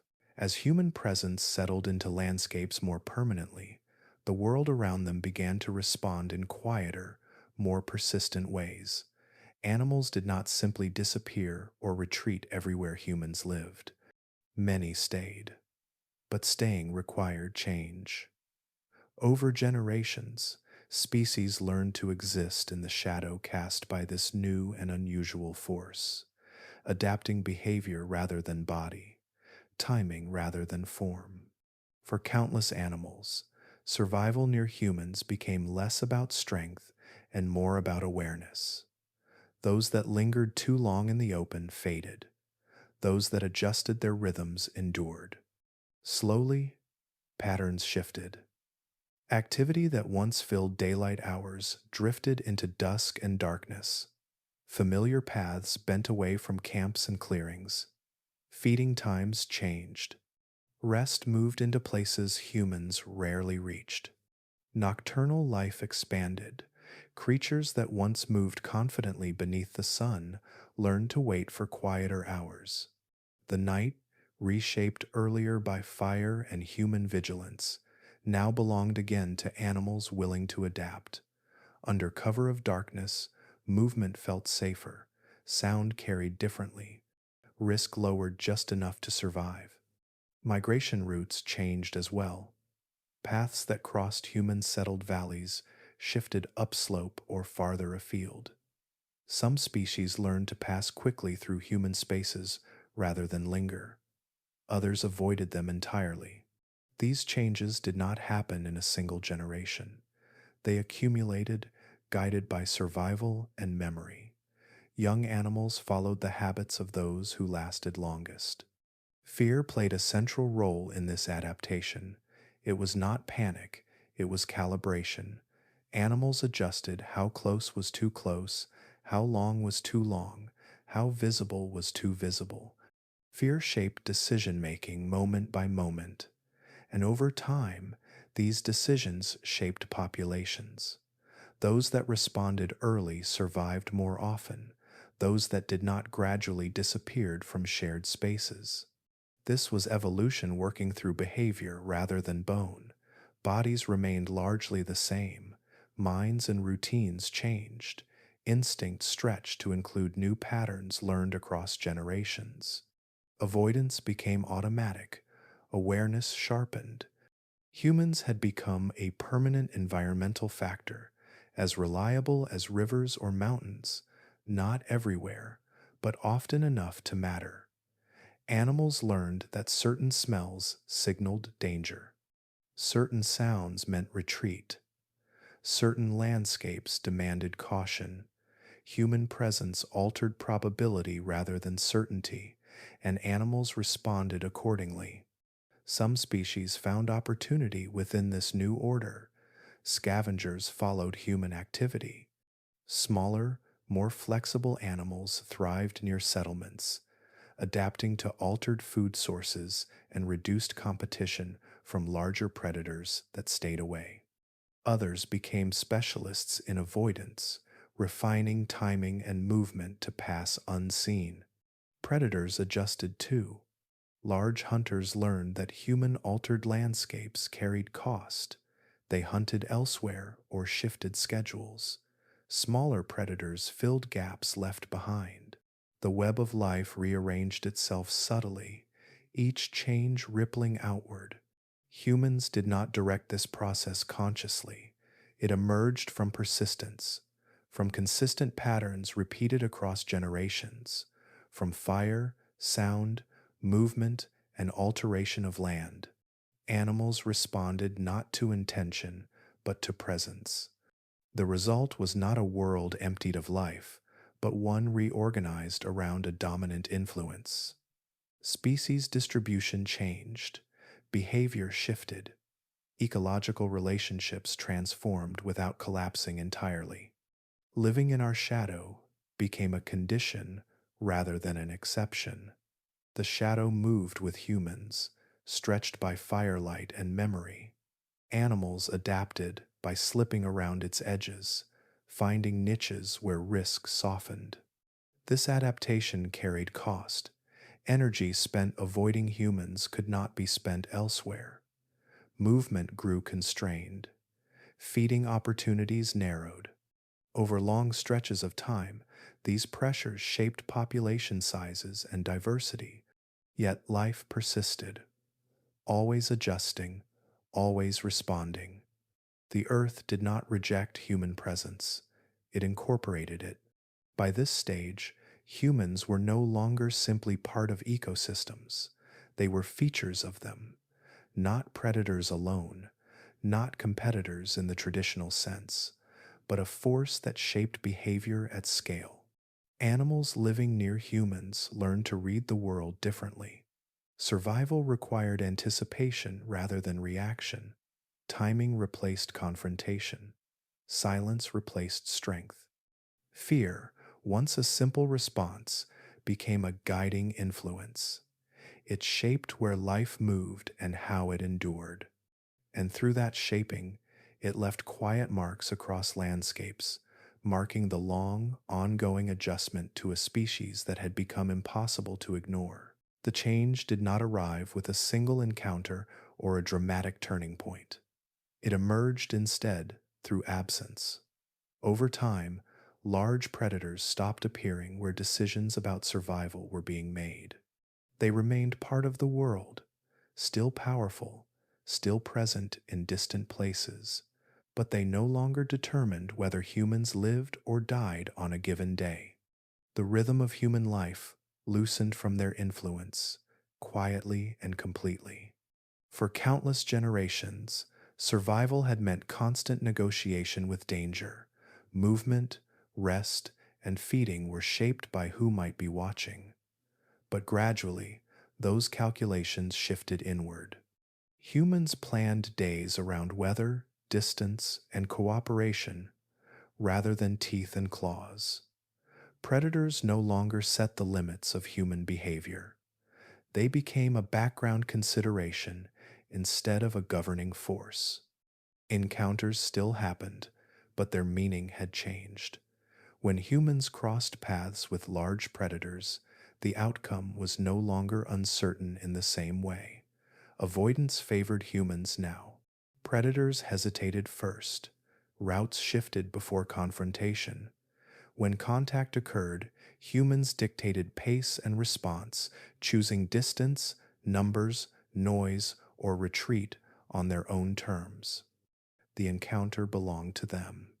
This shift was not about invincibility. Humans were still vulnerable to injury, disease, and hunger, but the risk posed by predators had diminished enough that it no longer shaped every decision. Children could grow without learning fear as their first lesson. Camps could be placed for comfort and resource access rather than constant defense. Movement expanded, time stretched. Large predators stopped mattering as competitors because humans no longer competed in the same way. They did not chase for speed. They did not fight for territory directly. They shaped conditions instead. Their influence moved outward into land, memory, and organization. Predators could not respond to this easily. Their power relied on proximity. Human power did not. The balance tipped without drama. It tipped because predators adapted by retreating rather than escalating. It tipped because humans reduced risk faster than predators could offset it. It tipped because the cost of engaging humans grew steadily while the reward diminished. Once this balance shifted, it did not reverse. Humans carried their methods forward. Memory ensured that lessons did not fade. Tools improved. Cooperation deepened. Landscapes bent more predictably around human presence. Each generation inherited a world already shaped by avoidance.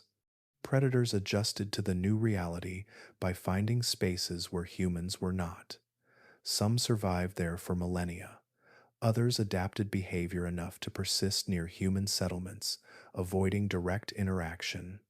But none regained the role of defining human survival. This marked a quiet but permanent transition. Humans had stepped outside the competitive frame that governed most large animals. They were no longer one apex predator among others. They were something adjacent to the system itself, influencing outcomes rather than contesting them. The Earth absorbed this change gradually. Ecosystems reorganized, food webs bent, some pressures eased while others intensified. The absence of predator competition allowed human populations to grow. Growth amplified influence. Influence reinforced safety. What makes this moment difficult to pinpoint is its silence. There was no last stand between species. No single hunt ended the rivalry. Instead, rivalry faded as relevance disappeared. Predators did not lose because they were defeated.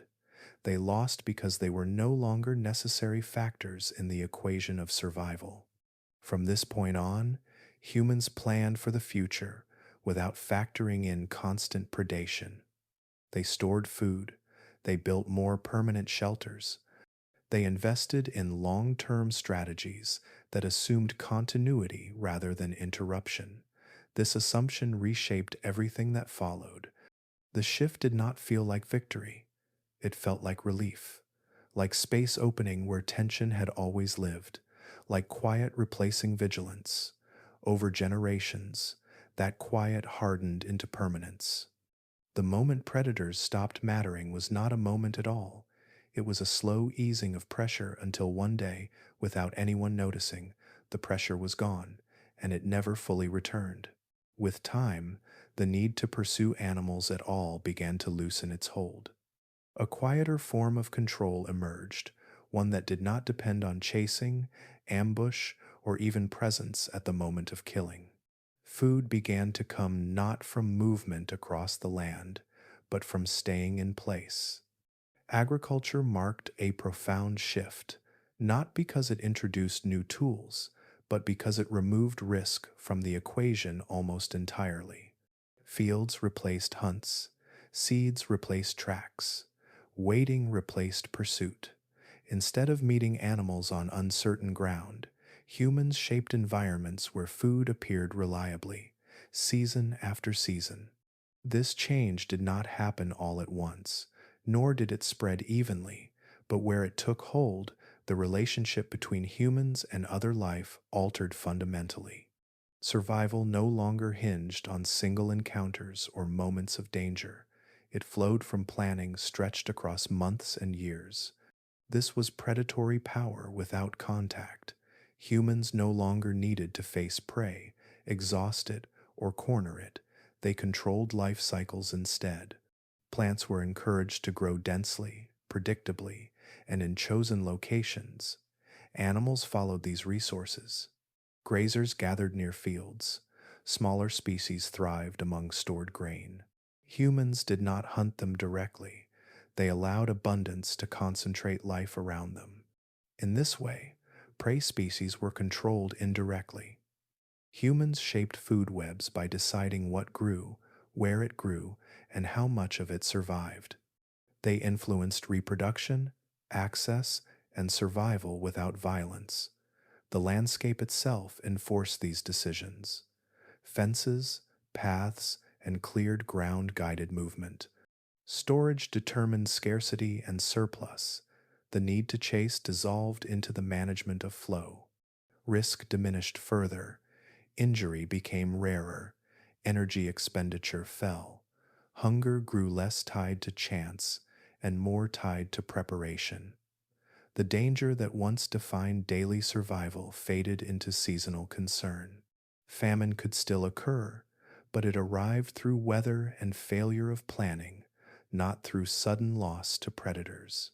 Agriculture also scaled power beyond the individual or group. A single person tending land could support many. Stored food could feed those who did not produce it directly. Specialization emerged naturally. Some people guarded, others crafted, others observed patterns and adjusted methods. Knowledge deepened. Systems grew layered. This scaling mattered because it magnified influence. Human presence expanded without increasing physical risk proportionally. Larger populations could persist in fixed places. Settlements grew into permanent features.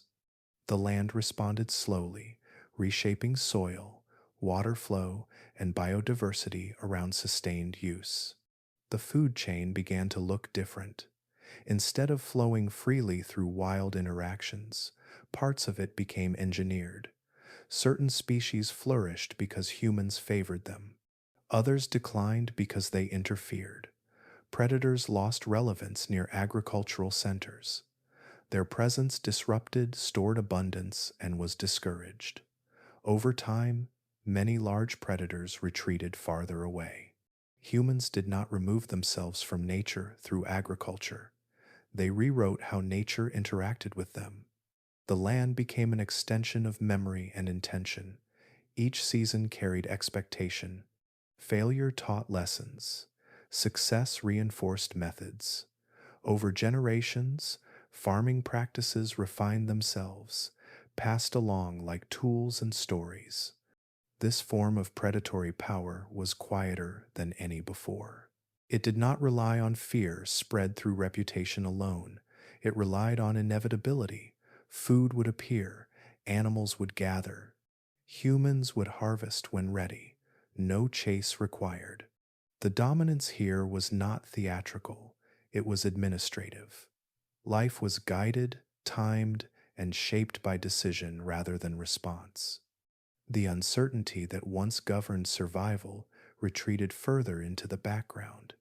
As agriculture spread, the balance between humans and other species tilted decisively. Humans no longer needed to adapt to existing food webs alone, they constructed new ones. Engineered systems supported growth at scales unimaginable before. This was not an endpoint. It was another step in a pattern of reducing risk and increasing control. Predation had become abstract, distributed across land and time rather than enacted moment to moment. The earth absorbed this change as it always does. By adjusting, soil changed, rivers shifted, species adapted or disappeared. The long story continued, shaped now by a species that no longer hunted to survive, but planned survival itself. In cultivating the land, humans extended their influence deeper than ever before. The hunt ended not with a final chase, but with fields quietly growing where danger once waited. As food grew steadier and risk receded, another force began to reshape the relationship between humans and the rest of the living world. It was not a new tool, nor a change in body or behavior. It was scale. Human numbers began to rise, slowly at first, then more persistently, and with that rise came a shift that no individual strength could ever have achieved alone. In the early stages of human survival, strength had mattered, endurance had mattered, cooperation had mattered, but as populations grew, something else took over. Numbers multiplied effect. A single human altered little. A small group altered patterns. Many groups, spread across a landscape, altered systems. Growth did not arrive suddenly. It accumulated quietly, generation after generation, supported by steadier food, safer nights, and inherited knowledge. Children survived more often. Elders lived longer. Communities expanded outward rather than breaking apart. With each increase, human presence pressed more consistently against the land. More people meant more land used, not just occupied, but shaped. Fields expanded, paths widened, forest edges retreated, fire returned more frequently, water sources were tapped more heavily. These changes did not come from conquest, but from necessity multiplied by number. Each household needed space. Each settlement needed resources. The cumulative pressure reshaped regions. This pressure mattered because ecosystems respond to frequency as much as intensity. A rare disturbance fades. A repeated one becomes structure. Human activity crossed that threshold.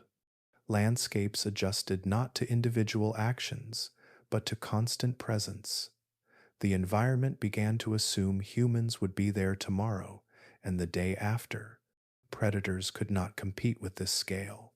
A single lion might dominate a territory. A pack might influence movement within it. But human populations spread beyond the reach of any one predator or even many. Avoidance remained the safest strategy. Predators retreated not because they were weaker, but because they were outnumbered in influence. Human dominance no longer depended on confrontation. It emerged from saturation. Where humans were many, predators could not hunt effectively. Their strategies relied on surprise and access. Both disappeared as human numbers filled space with noise, light, and memory. This was dominance without aggression. No battle marked the transition.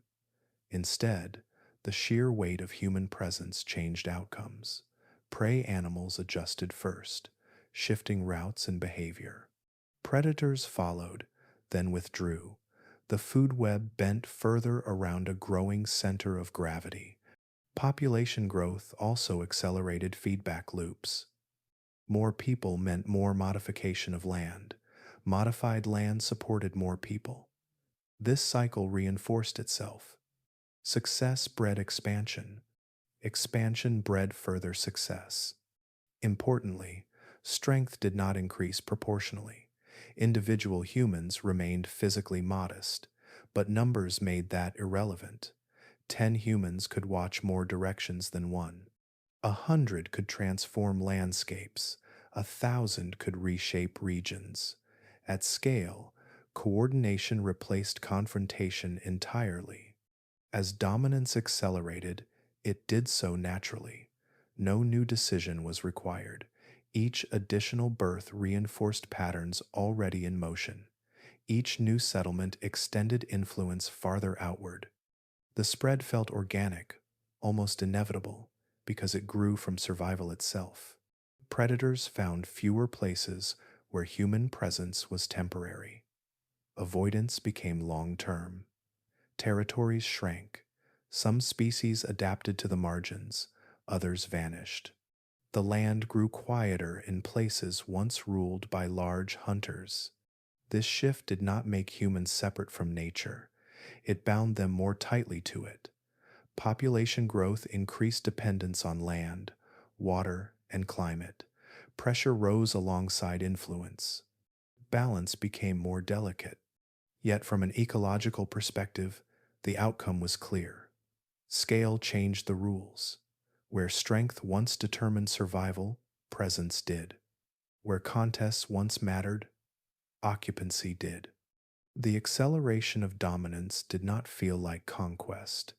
It felt like persistence, like filling space gently but steadily, until retreat became the only viable response for others.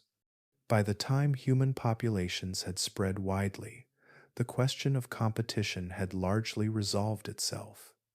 Predators remained impressive, but they no longer defined the limits of human survival. The world had adjusted to a species whose power lay not in muscle or speed, but in number, memory, and continued presence. And once that adjustment took hold, it carried forward on its own, shaping everything that followed. As human presence widened and deepened, the planet began to reorganize itself around that presence. Not suddenly, and not everywhere at once, but persistently enough that the change became impossible to reverse. Ecosystems that once followed rhythms set by climate, geology, and long evolved relationships now adjusted to a new, central influence. The world did not revolve around humans by intention. It shifted because human needs began to appear everywhere, repeated day after day, generation after generation. Landscapes increasingly reflected use rather than chance. Forest edges retreated where wood and space were needed. Grasslands expanded where grazing and cultivation favored them. Rivers were followed, diverted, settled beside. Fire returned in patterns tied not to lightning, but to timing and purpose. Paths hardened into roads. Clearings remained open long enough to become features rather than interruptions. The land remembered where humans moved, rested, and returned. This shaping did not require advanced tools or modern technology. It emerged from repetition. A field planted again and again lost its wild rhythm. A valley grazed each season shifted its vegetation. A hillside burned regularly grew differently than one left untouched. Over time, these small pressures reshaped entire regions. Animals responded as they always do, by adapting or disappearing. Some species adjusted behavior, learning to live near people, feeding on leftovers, sheltering in altered spaces, shifting activity to quieter hours. These animals did not flourish because humans intended it, but because flexibility favored survival. Others could not adjust quickly enough. Large, slow-breeding species struggled to find space. Animals that relied on specific habitats lost ground as those habitats fragmented or vanished. Absence followed quietly, often unnoticed, until memory replaced presence. The planet did not respond evenly. Some regions absorbed human influence more readily. Grasslands and river valleys transformed quickly. Dense forests resisted longer, but eventually changed around edges and corridors. Harsh climates slowed expansion, but did not prevent it entirely. Islands responded differently than continents. Diversity fell sharply in some places while persisting elsewhere. This uneven response created a patchwork world. Zones of intense human modification sat beside areas still shaped largely by non human forces. Even within a single region, the contrast could be stark. A cultivated field lay next to wild terrain, each influencing the other, boundaries blurred. As this pattern expanded, a new normal began to take shape. Animals born into human altered landscapes learned those conditions as baseline. Plants spread according to disturbance rather than stability. Soil chemistry shifted. Water cycles adjusted. None of these changes felt dramatic in isolation. Together, they redefined how life organized itself. Humans became reference points in ecological decision making. Migration routes adjusted around settlements. Predators learned where to avoid. Prey learned where to feed quickly and move on. The presence of humans influenced behavior even where direct contact was rare. Sound, scent, light, and memory carried farther than bodies. This human centered world did not eliminate wildness, it reshaped it. Nature continued, but increasingly in dialogue with human activity. Some relationships simplified, others grew more complex. Feedback loops emerged that tied human choices to distant consequences. Local actions rippled outward. The sense of permanence deepened. Human structures remained long enough to be inherited by future generations of both people and animals. What had once been temporary camps became enduring features. Landscapes adapted around them instead of waiting for them to leave. The earth did not resist this shift. It accommodated it. Adaptation followed impact, as it always does. But accommodation carries cost. Some systems grew more fragile. Others hardened into new states that resisted return. A world becoming human-centered does not mean humans control everything. It means that their presence alters probabilities everywhere. The outcome of interactions, the survival of species, the flow of energy increasingly passes through decisions made by humans, whether consciously or not. This new normal settled slowly, like sediment. By the time it was recognizable, it was already deeply embedded.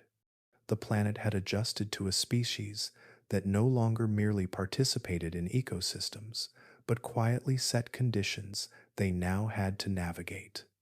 The dream of Earth had not ended. It had changed its pacing, its emphasis, its balance. And within that shifting rhythm, humanity had become one of the strongest recurring motifs, shaping the music of life simply by being present long enough for the world to learn their patterns. In the world shaped so thoroughly by human presence, it might seem surprising that large predators still exist at all. Lions still move through grasslands. Wolves still travel forest edges and snowy plains. Their survival is not evidence of unchanged balance, but of adaptation carried out under pressure. These animals persist not because humans failed to dominate them, but because some learned how to live within the margins of a human world. Modern predators survive by restraint rather than challenge. They move cautiously through landscapes threaded with roads, settlements, fences, and memory. Their territories are smaller, their routines tighter. Movement happens with awareness rather than confidence. The boldness that once defined apex predators has softened into calculation. Fear still shapes behavior, but it now flows primarily one way. Lions hunt at hours when human activity quiets. Wolves adjust routes to avoid open spaces and predictable encounters. Both have learned to read human signals with extraordinary sensitivity. A distant sound, a light at the horizon, a smell carried on wind. These cues guide decisions long before danger arrives. Protected zones play a critical role in this persistence. National parks, reserves, and restricted landscapes act as refuges, allowing predators space to exist without constant displacement. But these protected areas are fragments of what once was. Historical ranges stretched across continents, following prey and seasons without interruption. Today, those ranges are broken into islands. Survival depends on staying within boundaries drawn by human authority. Within these boundaries, predators adapt behavior rather than biology. Wolves adjust pack size and hunting times. Lions shift pride, structure, and territory use. Neither species is free to behave as it once did. Their survival reflects flexibility, not dominance. Outside protected zones, survival grows more precarious. Encounters with humans carry higher cost. Livestock replaces wild prey.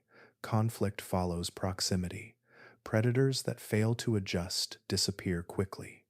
Those that learn avoidance persist. Dominance without total extinction defines this relationship. Humans do not need to eliminate every predator to control outcomes. It is enough to restrict movement, alter habitat, and influence behavior. Predators remain powerful animals, but their power operates within narrow constraints. This balance produces a world where apex predators exist as reminders rather than rulers. They shape local ecosystems within limits, but they do not set the broader terms of survival. Humans do. Yet these predators matter deeply. Where wolves persist, prey behavior changes, grazing patterns shift, vegetation responds, lions regulate herbivore movement and density where space allows. These effects are smaller in scale than before, but they are not trivial. Fear continues to ripple through ecosystems, not only from predators, but toward them. Animals fear humans first. Predators respond by navigating that fear carefully. The web of interaction grows asymmetrical. This arrangement is fragile. Protected zones rely on continued human choice. Boundaries can shrink. Policies change. Climate shifts pressure animals further. Survival becomes conditional rather than assumed. What remains remarkable is endurance. Despite centuries of pressure, some predators still persist. They do so quietly, often invisibly, moving through landscapes shaped against them. Their continued existence reflects the same principle that once lifted humans into dominance, adaptation over strength. Modern predators survive not by confronting humans, but by understanding them. They learn routines, they adjust timing, they retreat when needed. In doing so, they mirror the strategies that once allowed humans to survive among stronger hunters. The difference now lies in scale. Humans influence entire regions simultaneously. Predators respond locally. This imbalance defines the modern world. Dominance without total extinction is not balance restored, it is constraint maintained. Predators remain part of Earth's story, but no longer its authors. They exist as survivors, not competitors. Living proof that power does not always require erasure, only enough influence to set the boundaries of movement, behavior, and chance. In this quiet coexistence, the long story continues, shaped by fear, memory, and adaptation on both sides, under a sky where the terms of survival have already been written. With the shape of the modern world now clear, a quieter debate lingers beneath everything that came before, not about what happened, but about whether it had to happen at all. Scientists studying deep time, behavior, and ecology return to this point again and again, not to assign blame or pride, but to understand the nature of change itself. The rise of humans to ecological dominance did not hinge on a single breakthrough. There was no solitary invention, no moment of destiny written into bone or genome. Instead, multiple pressures converged. Upright movement reduced energy cost. Fire softened night.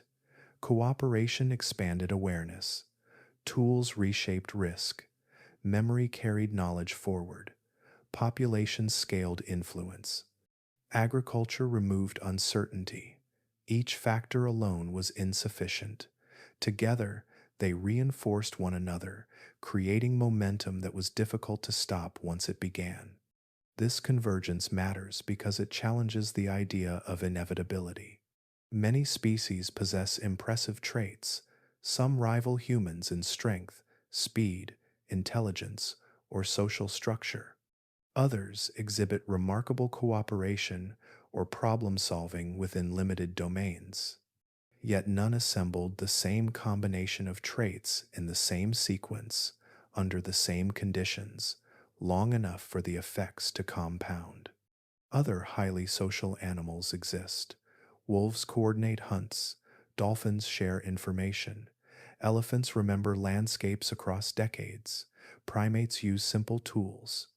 But these abilities appear in isolation or plateau without triggering the same feedback loops. The pieces never fully align, or they do so briefly, without the conditions needed to scale. Timing played a quiet but decisive role. Humans emerged during periods of climatic instability, when environments shifted often enough to reward flexibility over specialization. Habitats expanded and contracted. Ice advanced and retreated. Species that relied on narrow niches struggled. Humans, already shaped by cooperation and memory, adapted behaviorally rather than physically, keeping pace with change. Environment also mattered. Wide open landscapes favored endurance. Seasonal variability rewarded planning. Access to combustible material made fire reliable. Large herbivores provided opportunities for scavenging and persistence hunting. These conditions were not universal across Earth at all times. They arrived in combination, and humans happened to be present when they did. Chance enters here, not as randomness, but as contingency.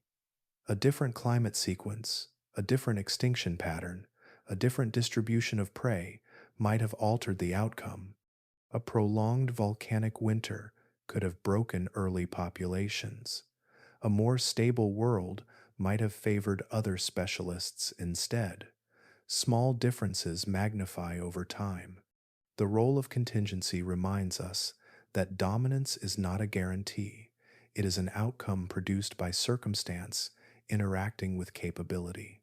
Humans were not destined to become the planet's primary ecological force from the moment they appeared. They were one lineage among many, shaped by pressures that happened to favor their particular blend of traits. This perspective reshapes how dominance is understood.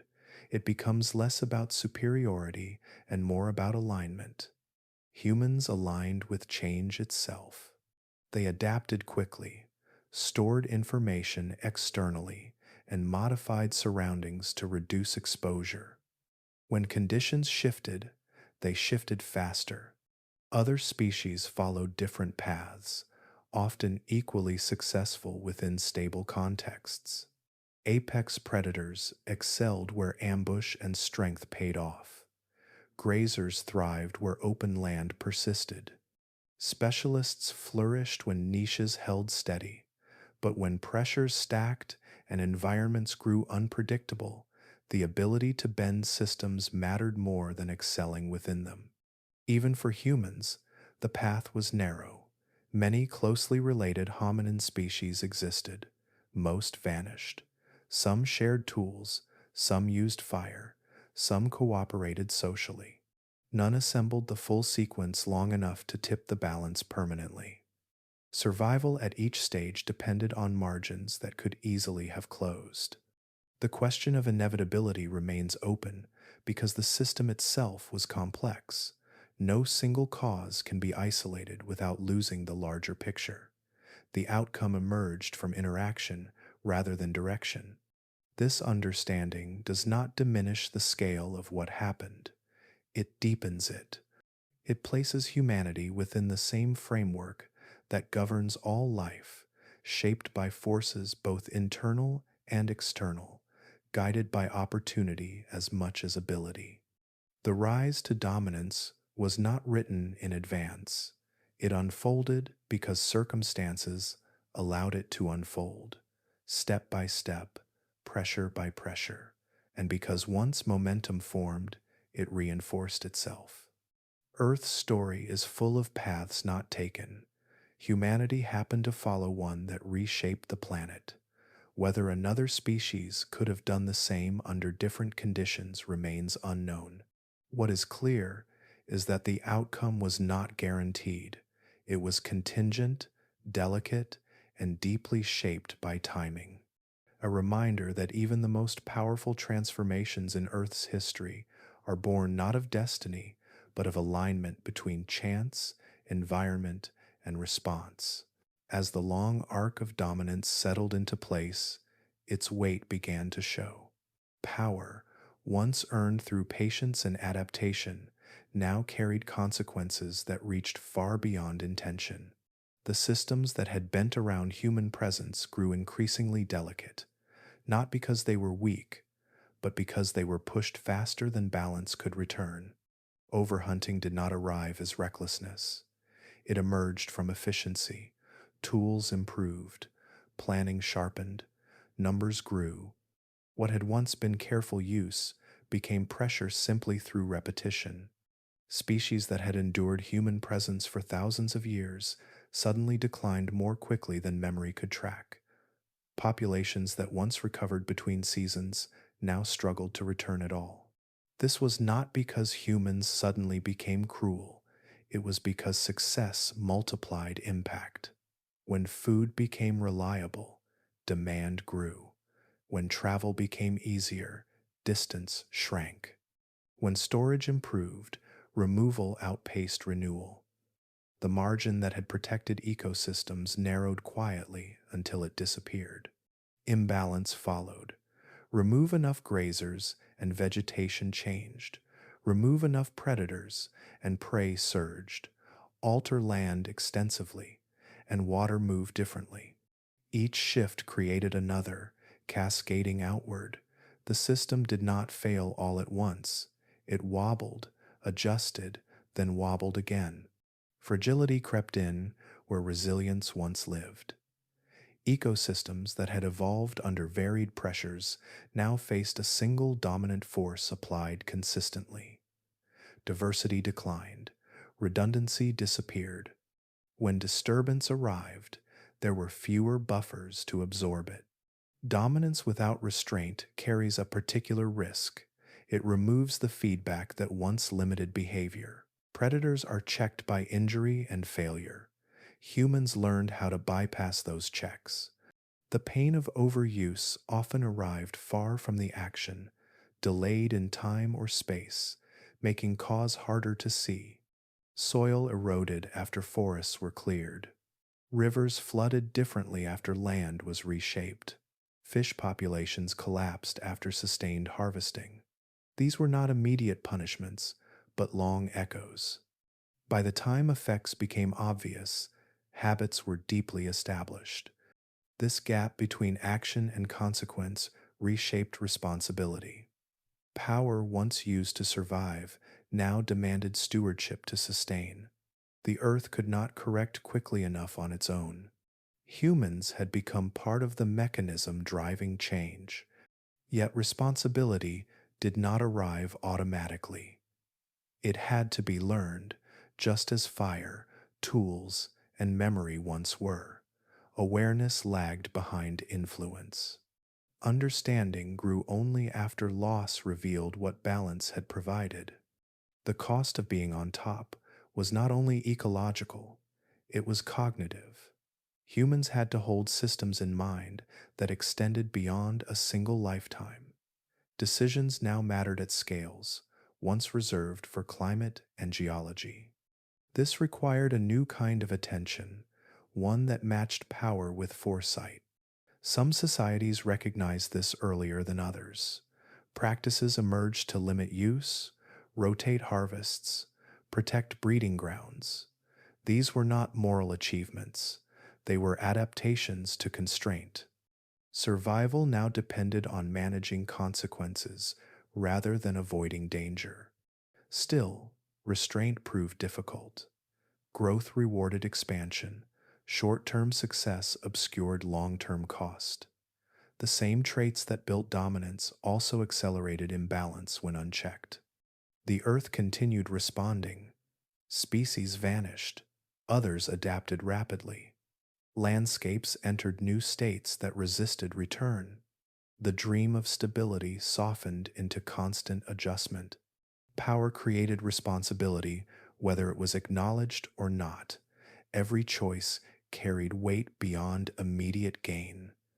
Dominance made humans central, not only to survival, but to failure. This realization marked another shift in the long story. Fear no longer came only from predators or scarcity. It arose from awareness of consequence, of knowing that influence could outpace understanding.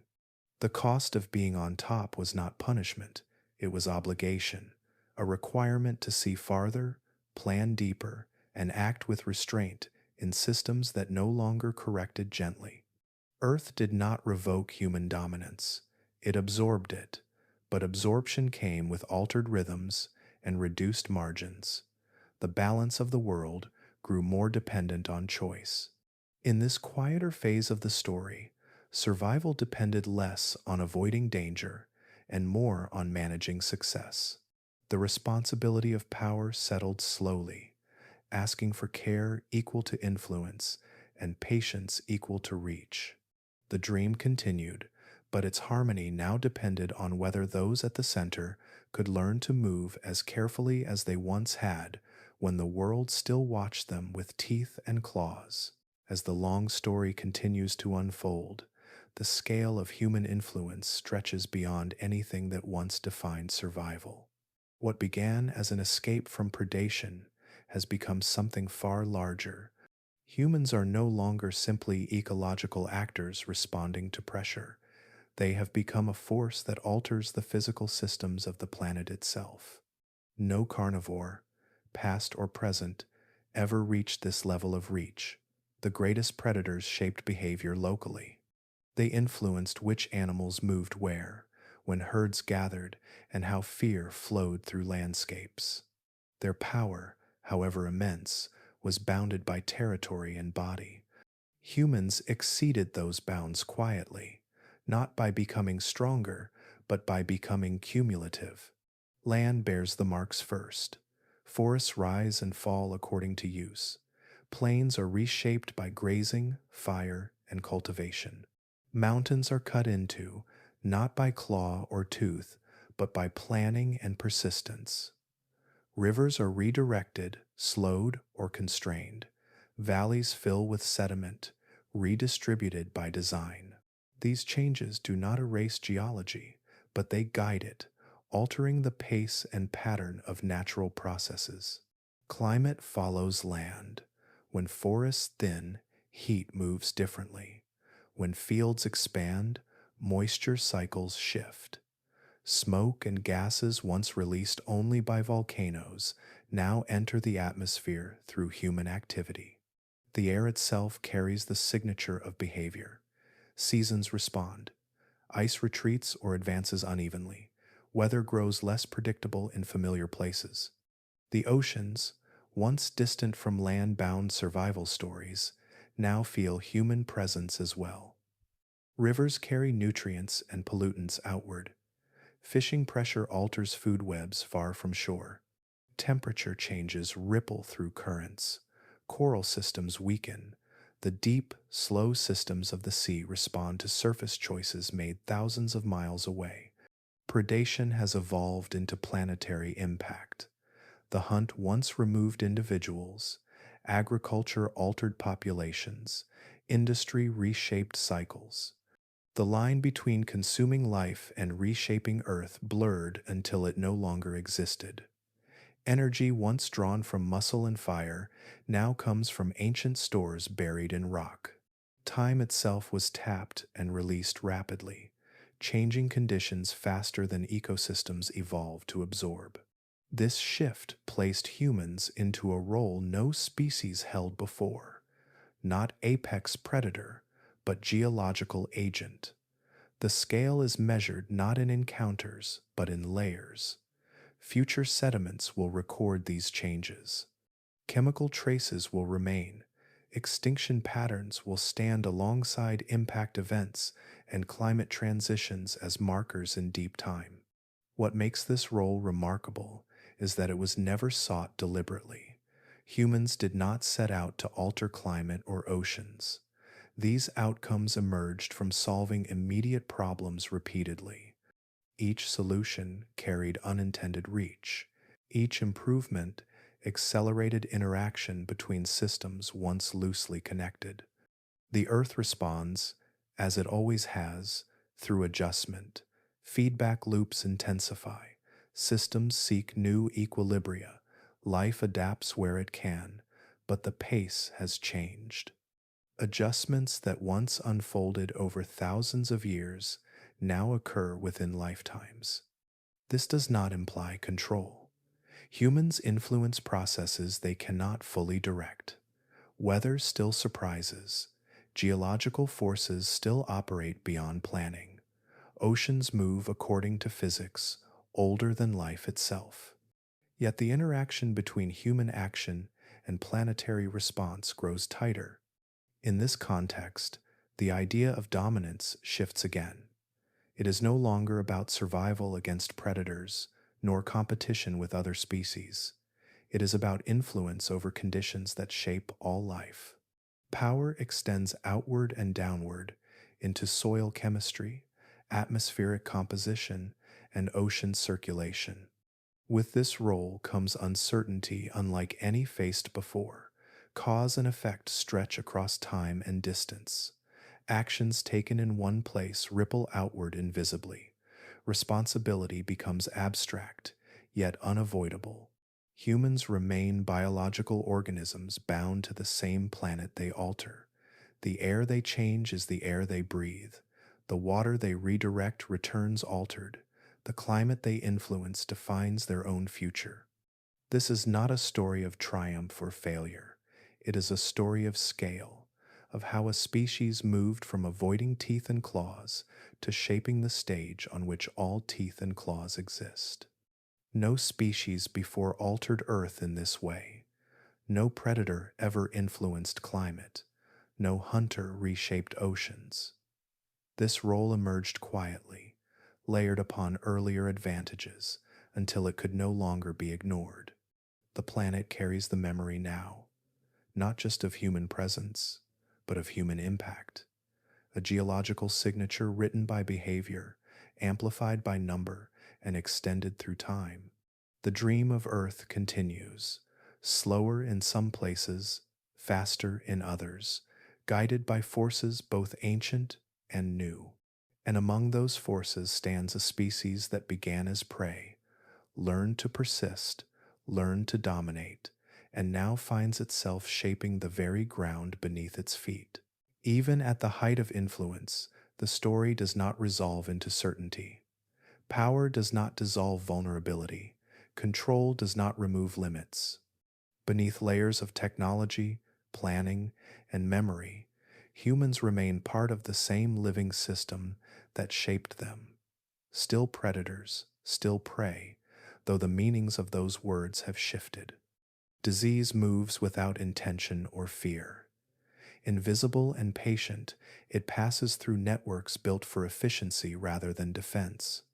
No strength or strategy can block it entirely. History is marked by moments when tiny organisms halted empires, reshaped populations, and reminded even the most dominant societies of their biological fragility. Adaptation continues, but never guarantees immunity.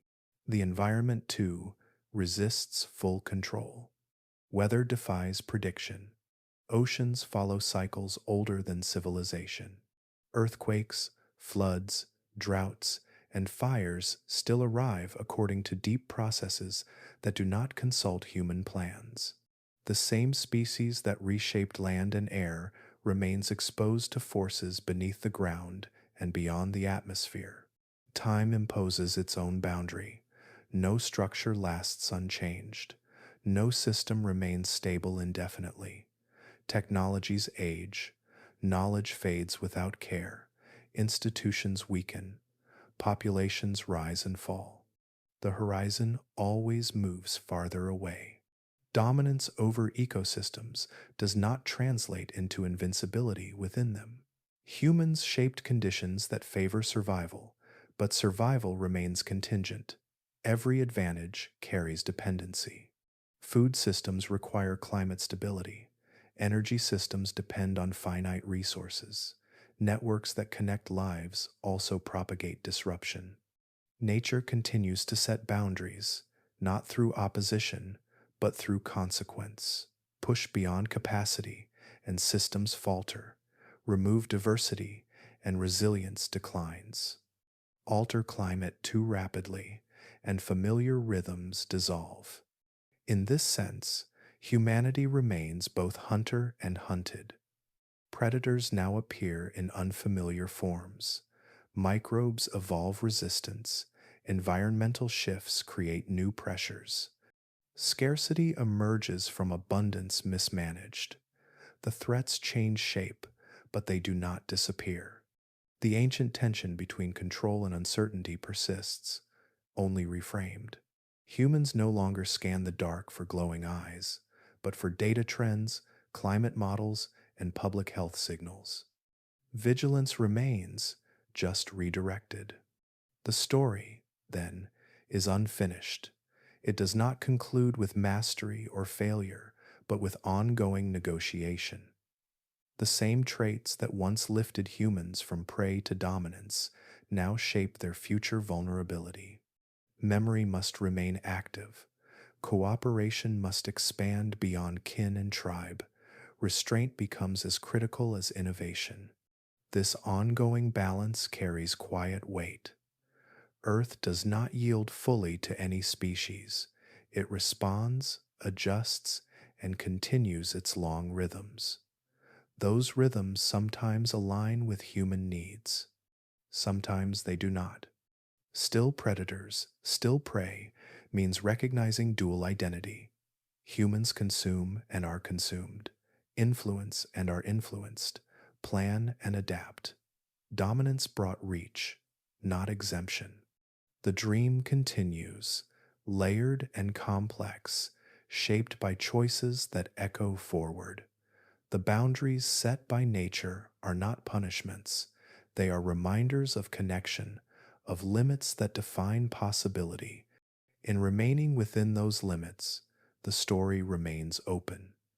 The ending unwritten, the next chapter already forming, quietly, as Earth and humanity continue learning how to move together through time. The long journey toward the top did not arrive with banners or declarations. It unfolded quietly, through countless ordinary moments layered one upon another. Humans did not conquer the world overnight, or even within a single age. They adapted, hesitated, learned, and adjusted, often without realizing where those adjustments were leading. What looks inevitable in hindsight was once fragile, uncertain, and easily lost. The change was slow enough to feel invisible to those living inside it. Small advantages accumulated. Fear shifted direction bit by bit. Landscapes altered gradually, almost politely. Predators stepped back without ceremony. Ecosystems bent rather than broke. Generation after generation inherited a world slightly different from the one before, until one day the difference was unmistakable. Becoming the top predator did not mean becoming the fiercest animal. It meant becoming the most influential presence. Humans learned to shape outcomes without confrontation, to alter systems rather than challenge individuals, to guide flows of energy, food, and fear through memory and planning. This reshaped Earth, but it reshaped humanity as well. The same traits that once allowed survival under threat now define responsibility under power. Patience became management, cooperation scaled beyond kin, memory extended across cultures and centuries. Tools grew abstract, influence stretched far beyond sight or sound. The distance between action and consequence widened, asking for new forms of awareness. Earth changed in response, but not with judgment. It adjusted as it always has, through feedback and balance, through loss and renewal. Some systems weakened, others transformed. Life persisted, altered yet ongoing, adapting to a presence that had learned how to persist itself. There is no triumph in this ending, only context. Being on top does not place humanity outside nature. It places humanity deeper within it, entangled with outcomes once governed solely by climate and time. Dominance did not end the story. It made the story heavier, more complex, more shared. The quiet truth is that nothing about this path required cruelty or intention. It required continuity. It required time. It required a species capable of learning faster than its surroundings could settle. The result was influence that grew until it could no longer be ignored. As this long narrative softens toward rest, it offers not a conclusion but a mirror to see how power emerged without announcement, to notice how small choices compounded into planetary consequence, to recognize that the same processes continue, still unfolding, still shaping what comes next.